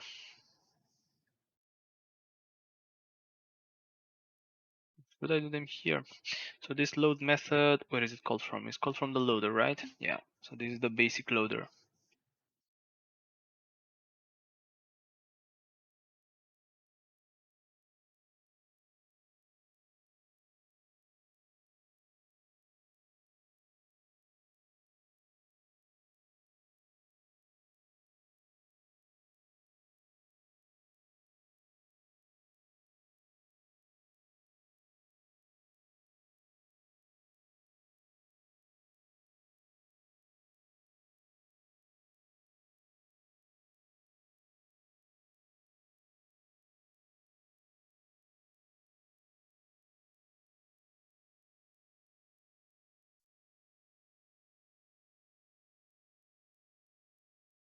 Hmm. Not sure how to do this.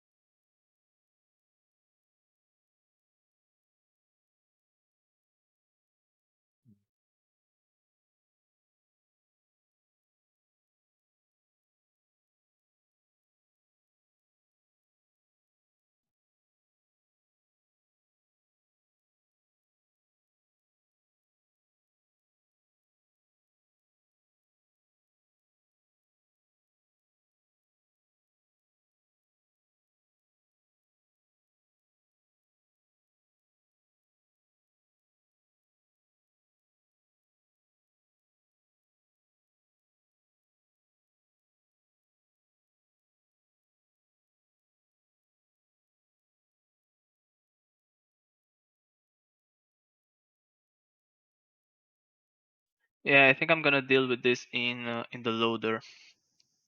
So this import method is gonna expose this as we've done it right now.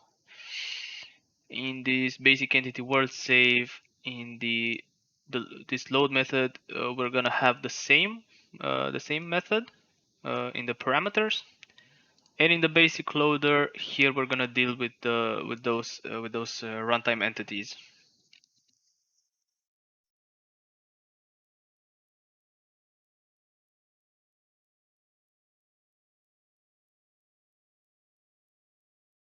because otherwise I don't know how to deal with them in a, as I said, in a generic way.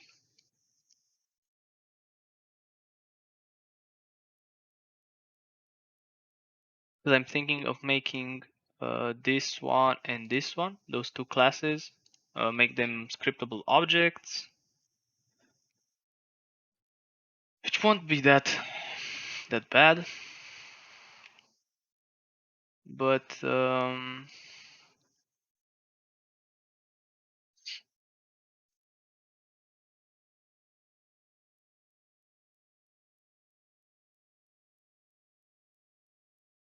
yeah, I might actually do that. That might be easier.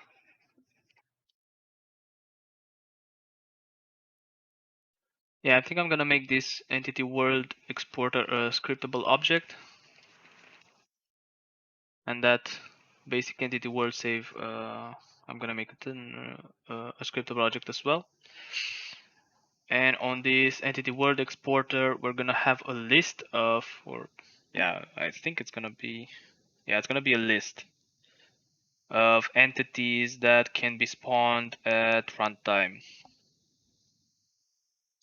Yeah, that's how I think we're gonna do this. So this will be a scriptable object.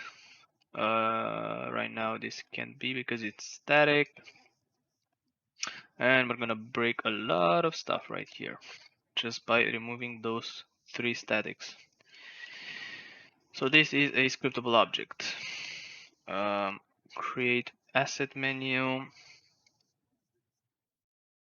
We're gonna put it in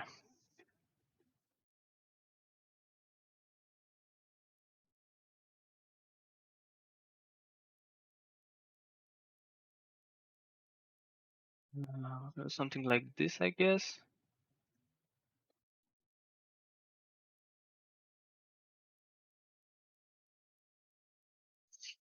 Let's see.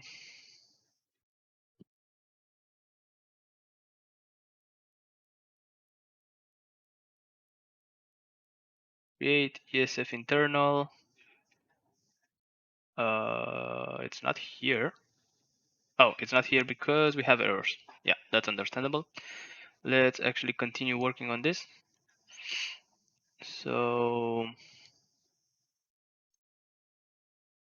this one should be a scriptable object as well.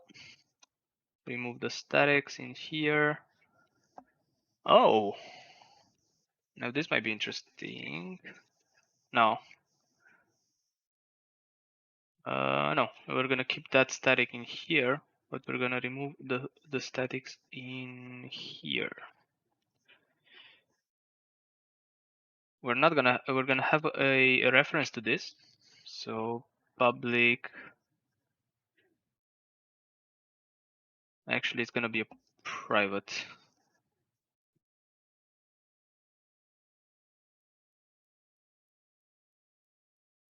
And here, instead of going through the class, we're gonna go to the instance, like so. And now has saved doesn't return me. Oh, this shouldn't be a static. This shouldn't be a static as well. Okay. And the basic loader should have a reference.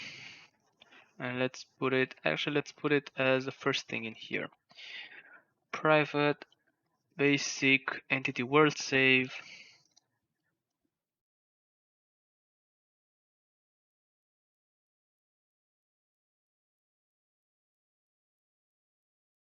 And we're gonna use it like so.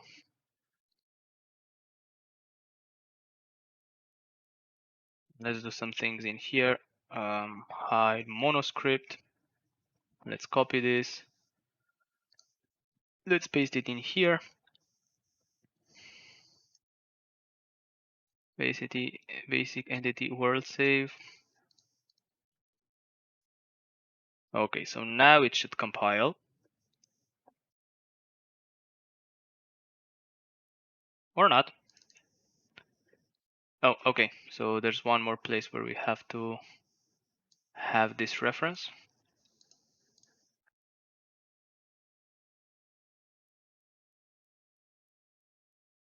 like so. Okay.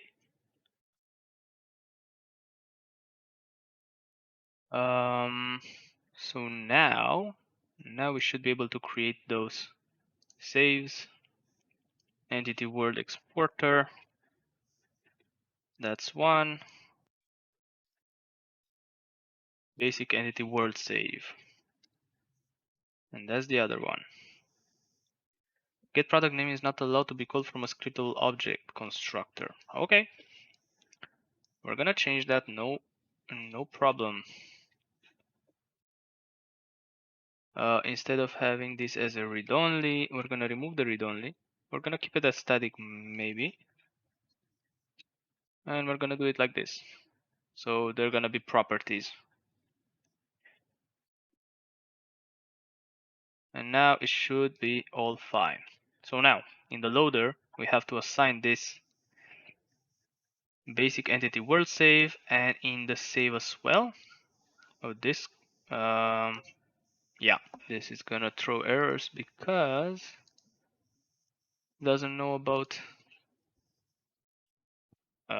this is different from null, otherwise false. Yeah, sure.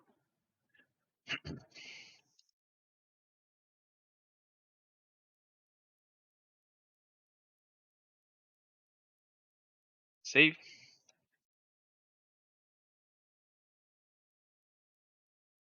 Okay. And what's happening here? Oh,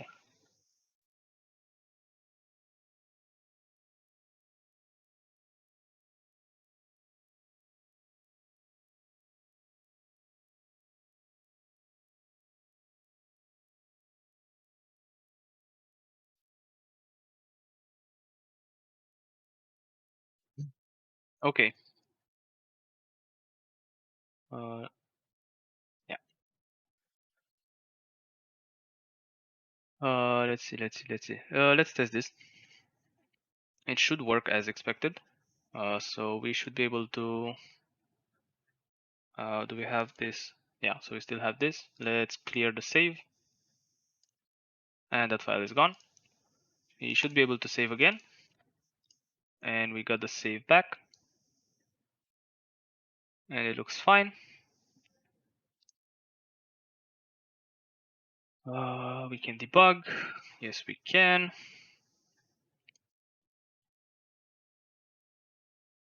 And we should be able to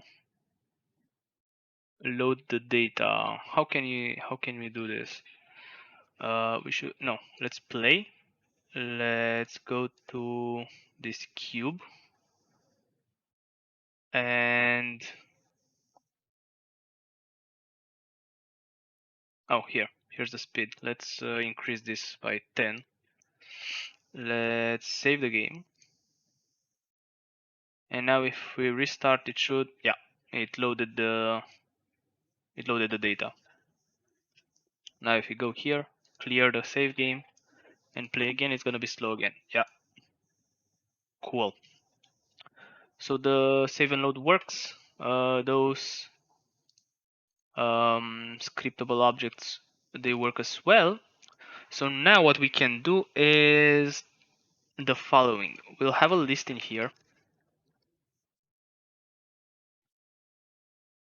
It's gonna be a list of things. Right now I don't know what things, but some things. Um, runtime entities.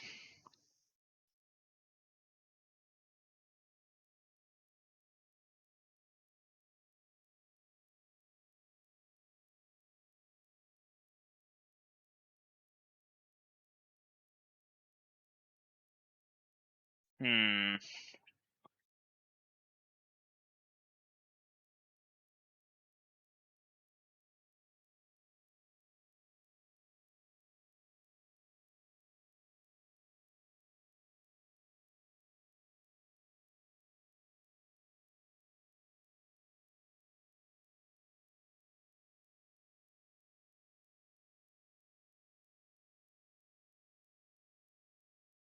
Yeah.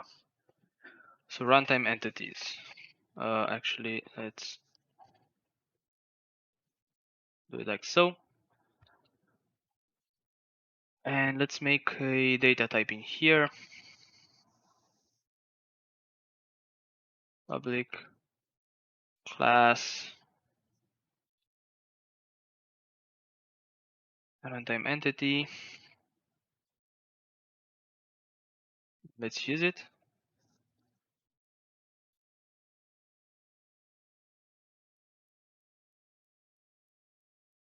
Serialize field. It's going to be system serializable. Public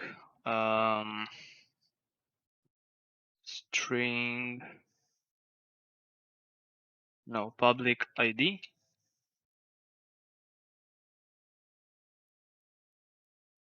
Type GUID and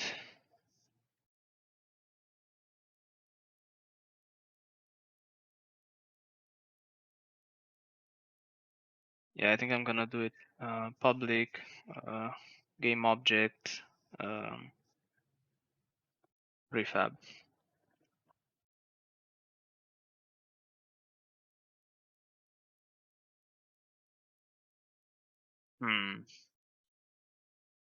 Should I do it like this?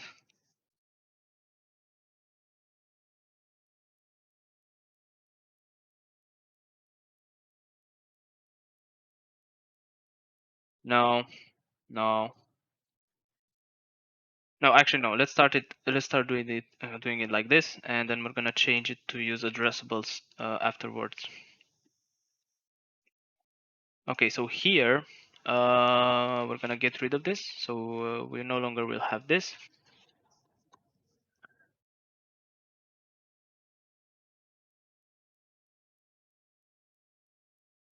Okay.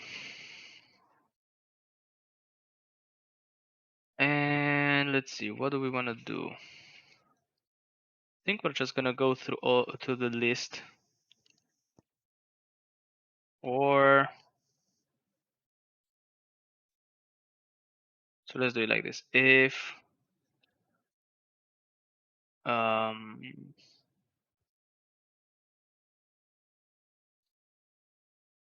if I have at least one key in there,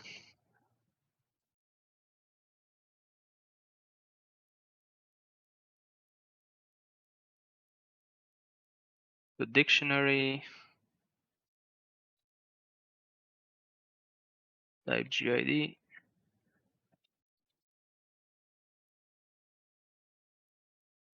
So we're gonna make a dictionary for the lookup, and here we're gonna say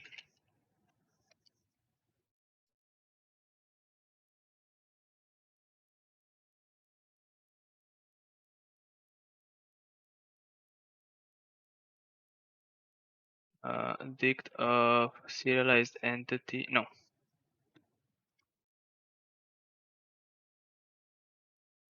contains key dot type GUID.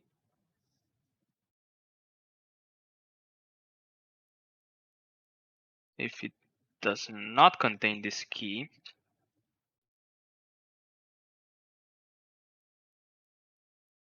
we're gonna throw an error. Throw new system exception.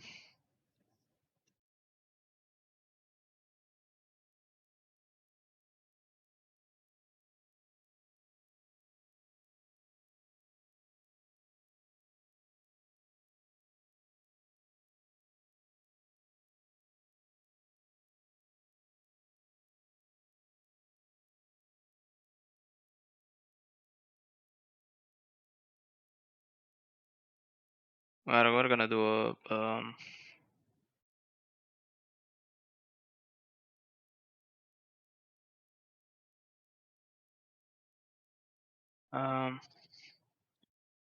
no runtime entity defined for type type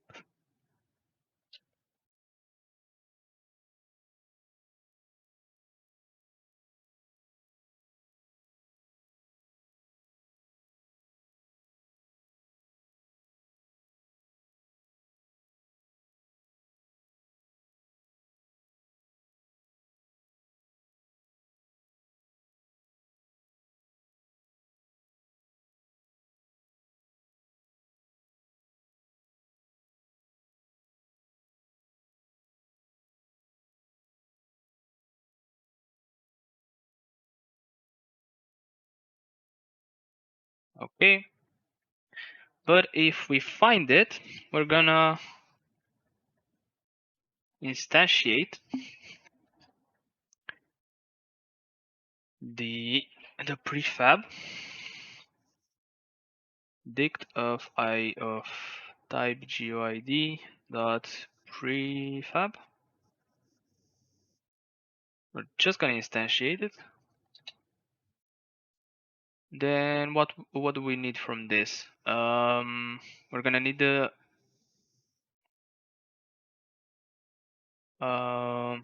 importer.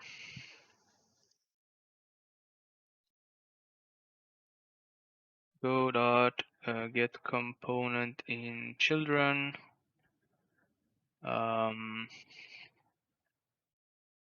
Entity importer.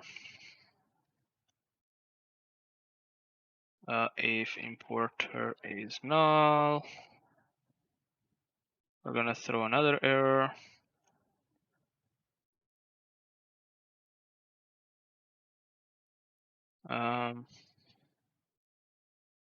The runtime entity with runtime with type GID that doesn't have an importer. Okay. Now, if we have an importer, we're gonna import the serialized entity. So that would be it.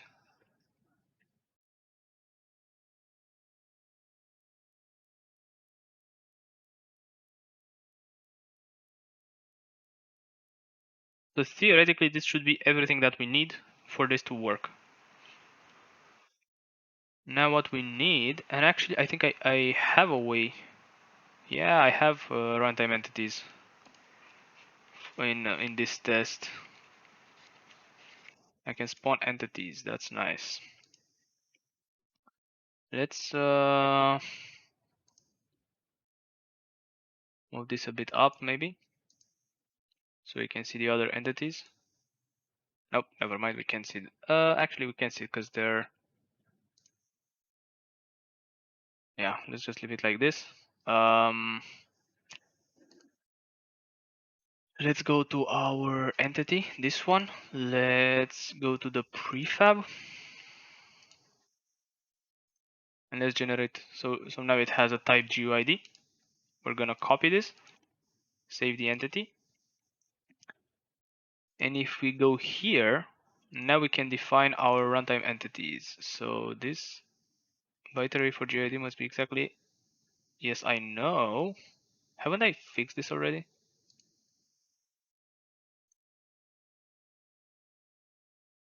Um,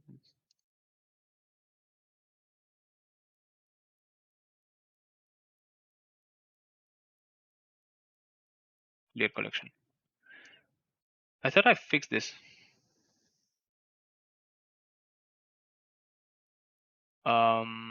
Let's see. Let's go to ID.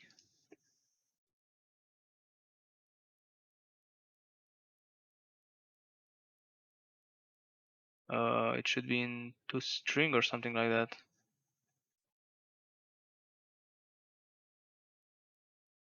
that. String. I mean,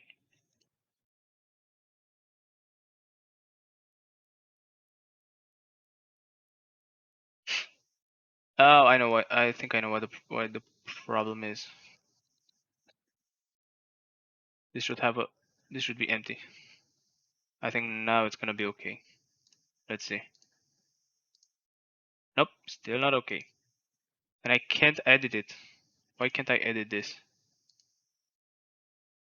Have I said it's... No, it should be editable.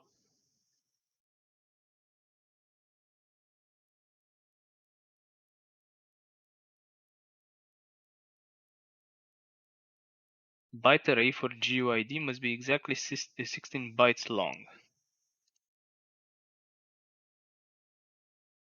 And I've told you that the... Oh, my bad. So this is empty. Can I make it? Can I make it 16 and be done with it? I hope it's gonna be like all zeros or something.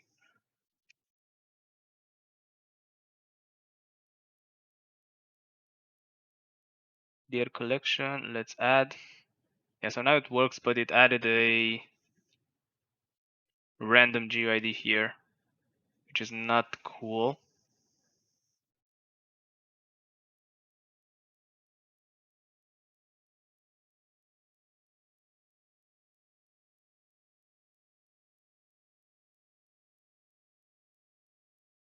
And I can't edit the type GUID, which is not cool. I think I'm gonna just in here I'm gonna save it as a string.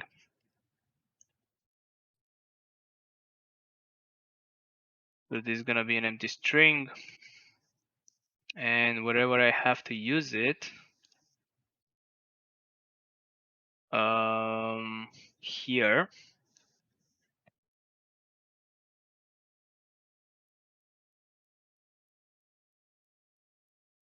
uh, parse exact.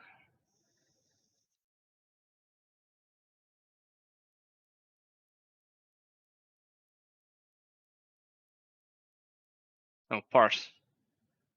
Yeah, parse this to byte array. Oh, like so. Let's try it like this. Actually, I might just add here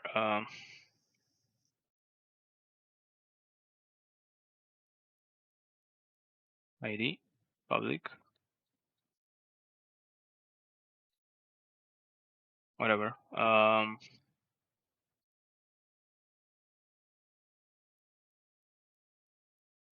Label text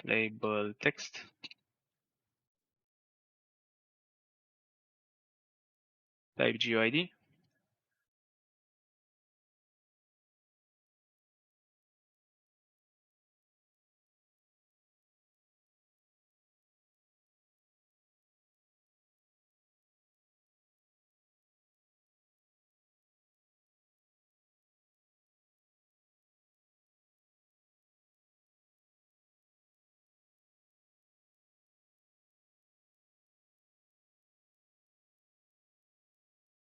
Yeah.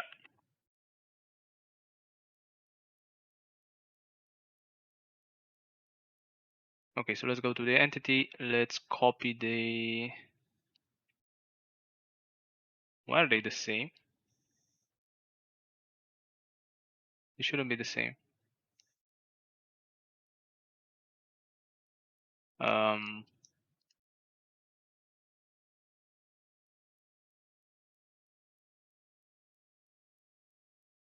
because I put 16 in there, I left that 16 in here. This should be 0.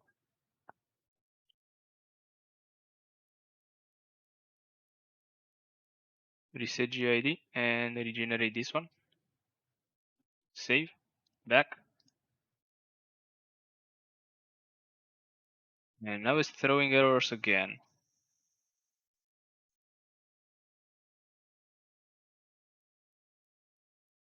And now, yeah, no, it makes sense to throw errors because it has that. I can't even fix it. What? Can I reset? Yes. But he doesn't know anything. Now it knows. Now it has an empty GUID. Regenerate GUID. And now I can revert this. Nice. Regenerate GUID. There we go. Now let's copy the type GUID. Let's paste it in the word exporter. I can paste it. What a heck. Copy. I can paste it. It doesn't copy the thing. What the hell, man? Why can't I copy it? It doesn't want to copy that thing. God damn it. Uh, what?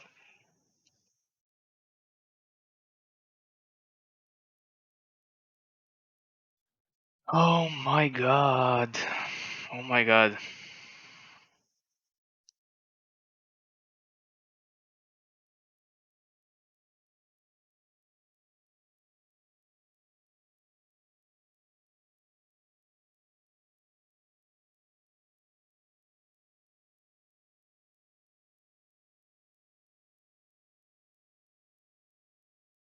Um,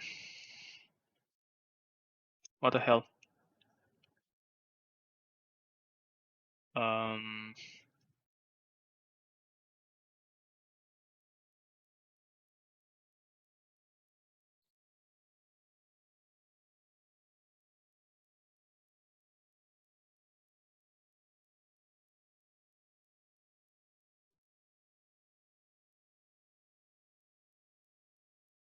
I still can do it.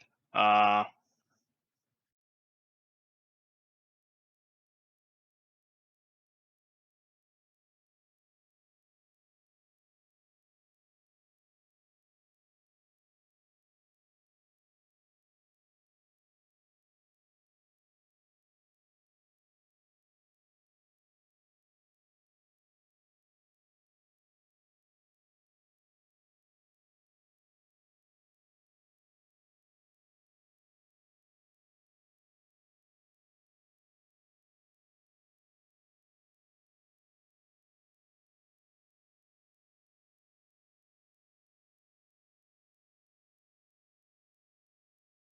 I think I can change this.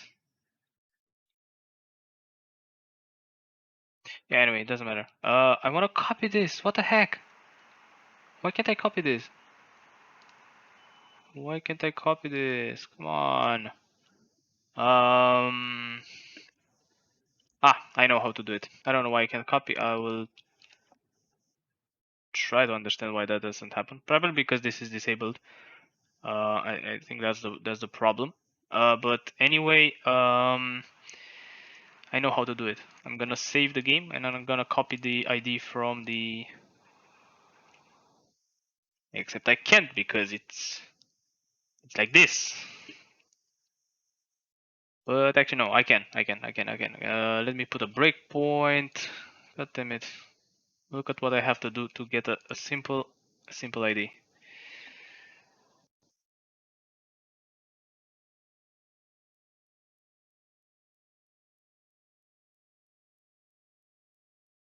Um, can't I do something about this? Can't I add like a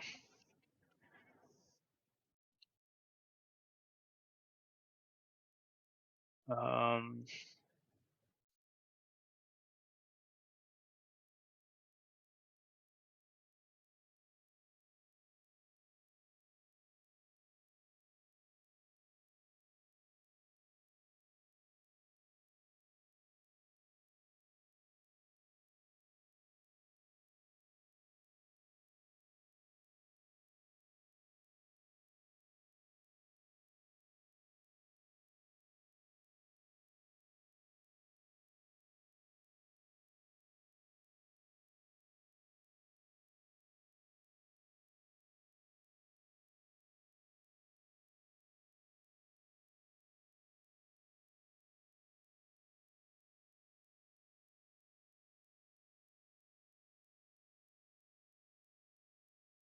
let's just do it like this. Let's see what this does. So we have the entity copy type GUID. It disappeared. Oh, because I haven't. My bad. I haven't used the correct function or method.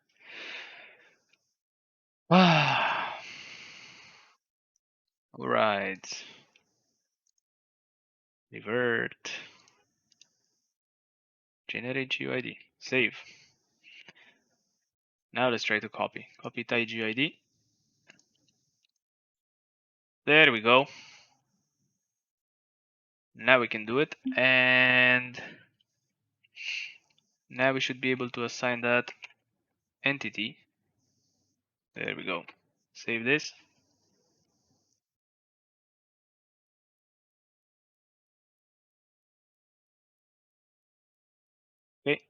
Play. No runtime entity defined for type GUID this. That's not a biggie. Let's clear the save file.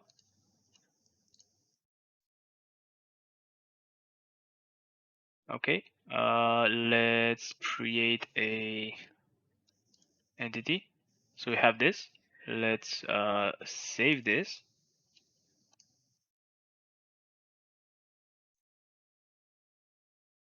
No runtime entity defined for this. Okay.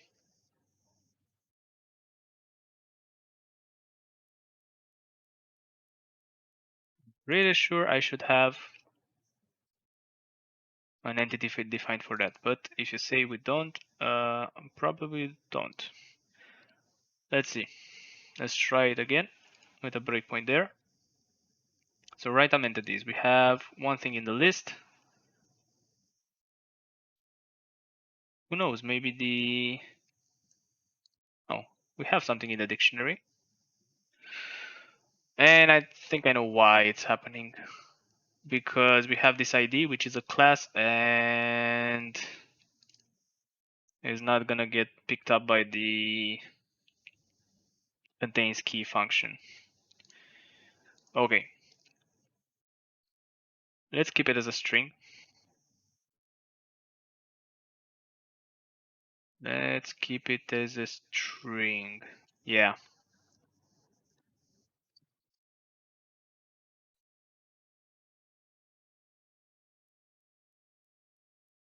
And here, let's do it like so. So now we have a dictionary for string to runtime entity. Okay, that was kept intact. Let's remove this and this annotation as well. Let's get back. Awesome. So now we should be fine. Let's play again. We got here, if we go past this, the dictionary should have one entity, and that's a string.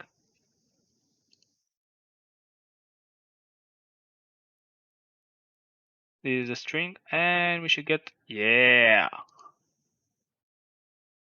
Okay, some weird stuff happened here.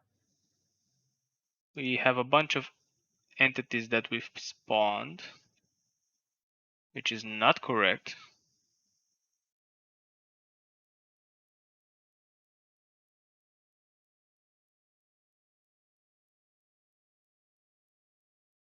Where are those entities coming from?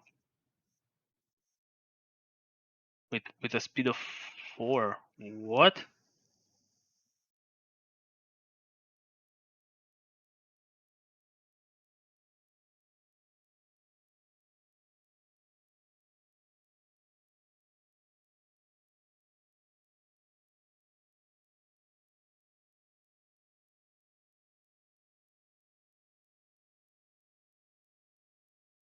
Hmm.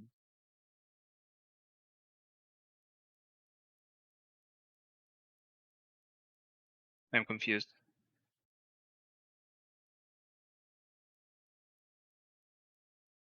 Let's see what happened here in the console.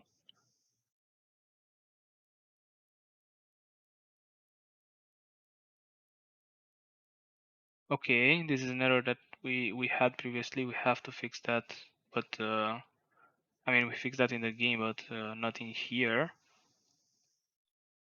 But why do we have so many entities? What the heck? Let's open the save file because now we have one, so we can inspect it.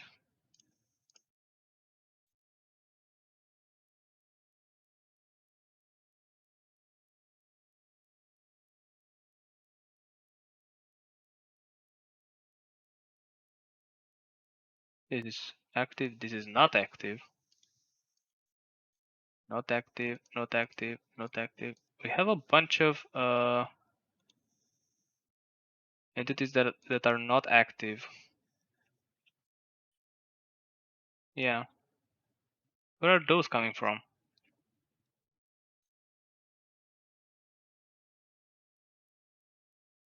The entity root. We only have two entities, So this one and whatever this is.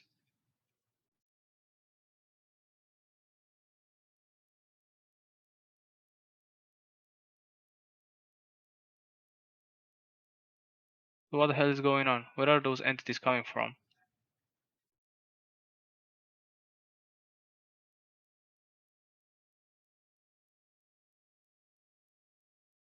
So that happens during the save procedure, I guess. So let's look at exporting, I guess. Let's go here.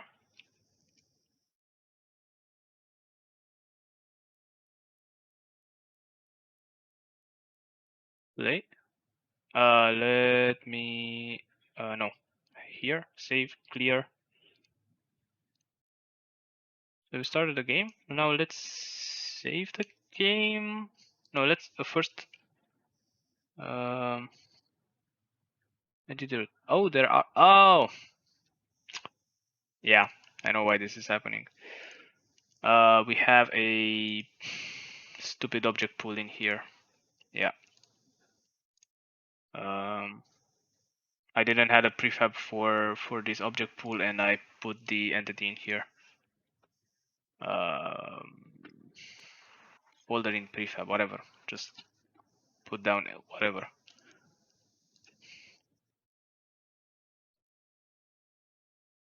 Now we only have 2 entities. Okay. So now we can save, and that should be fine. Yeah, whatever. And now when we play again, there we go. Oh wait. Oh, I forgot to actually. No. Let's clear the save. Let's play. I forgot to spawn the new entity. Now let's save the game, exit, and play again. There we go. We have a new entity in here. Let's debug the save. Not debug. Actually, now debugging doesn't work as good. But I know how I can make it better. Actually, instead of putting it in the save load, this one.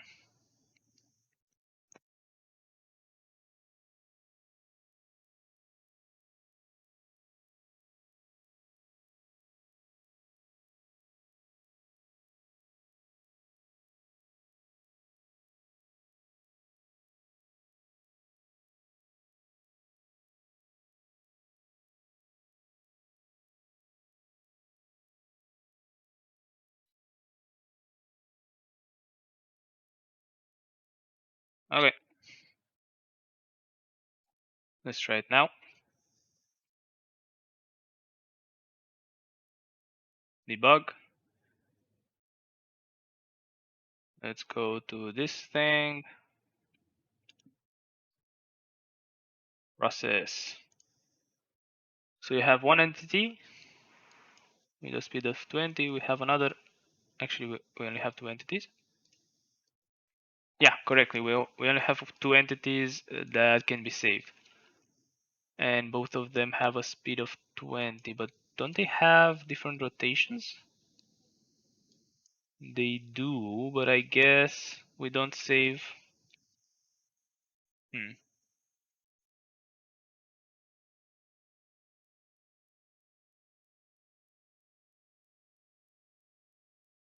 How does that dummy component work? Test component.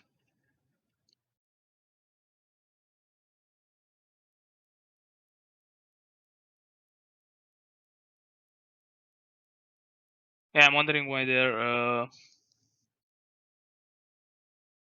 rotating in synchron. They should rotate.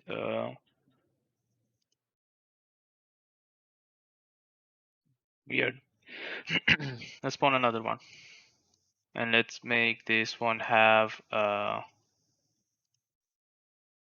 this doesn't even move. My bad. So this is not loaded. Okay, we've made the spawner, but we haven't made it all the way. Okay. Let's put this 30 speed. Not save the scene, but save the game. So now we should see now we have a different entity that rotates at a different speed. Yeah, now it works. I mean, it worked before, but now we can see it clearly. Nice. Okay, so we have runtime entities, as I like to call them.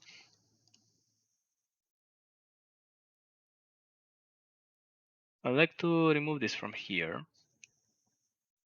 Oh no, actually I might move this into its own file.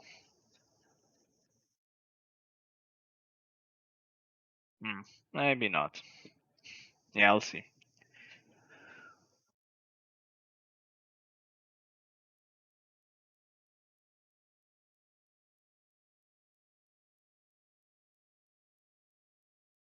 Yeah, this one is no longer needed, I guess. Actually, no, I will need it because I'm gonna change things with I'm gonna change everything to work with addressables. But I don't think I'm gonna do it right now. But for now, this is nice.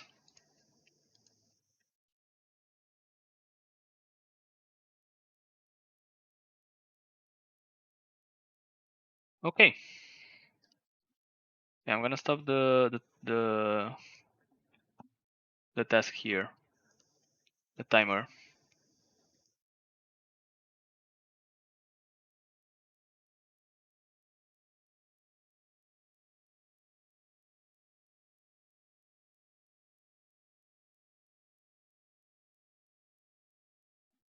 Okay.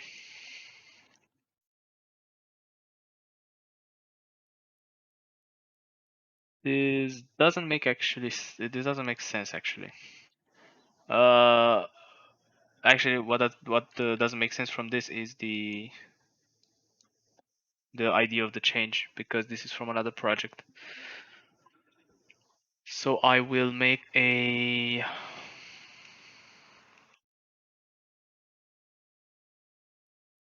I'll make a different task in the ES framework project and hook this to it.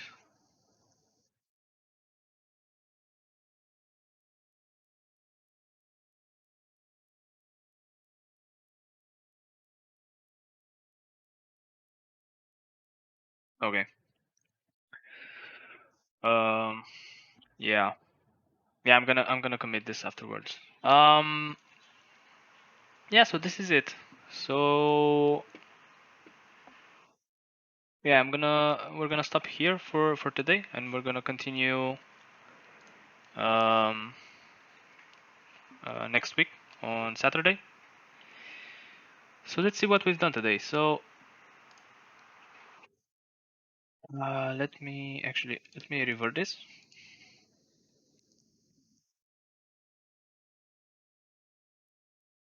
Come on. Okay, so let's see if we have. So what we've done today is we've worked some more on the weapon slots. Here we go. We have one. So we can now see where the weapon slots are, and we can click on them to place weapons. Right now we don't have any graphics for the weapons. They're just indicated by the area in which they attack. But yeah, we have weapons in the game, or at least one type of weapon, which is a laser. And whenever a level starts and an enemy goes into that weapon,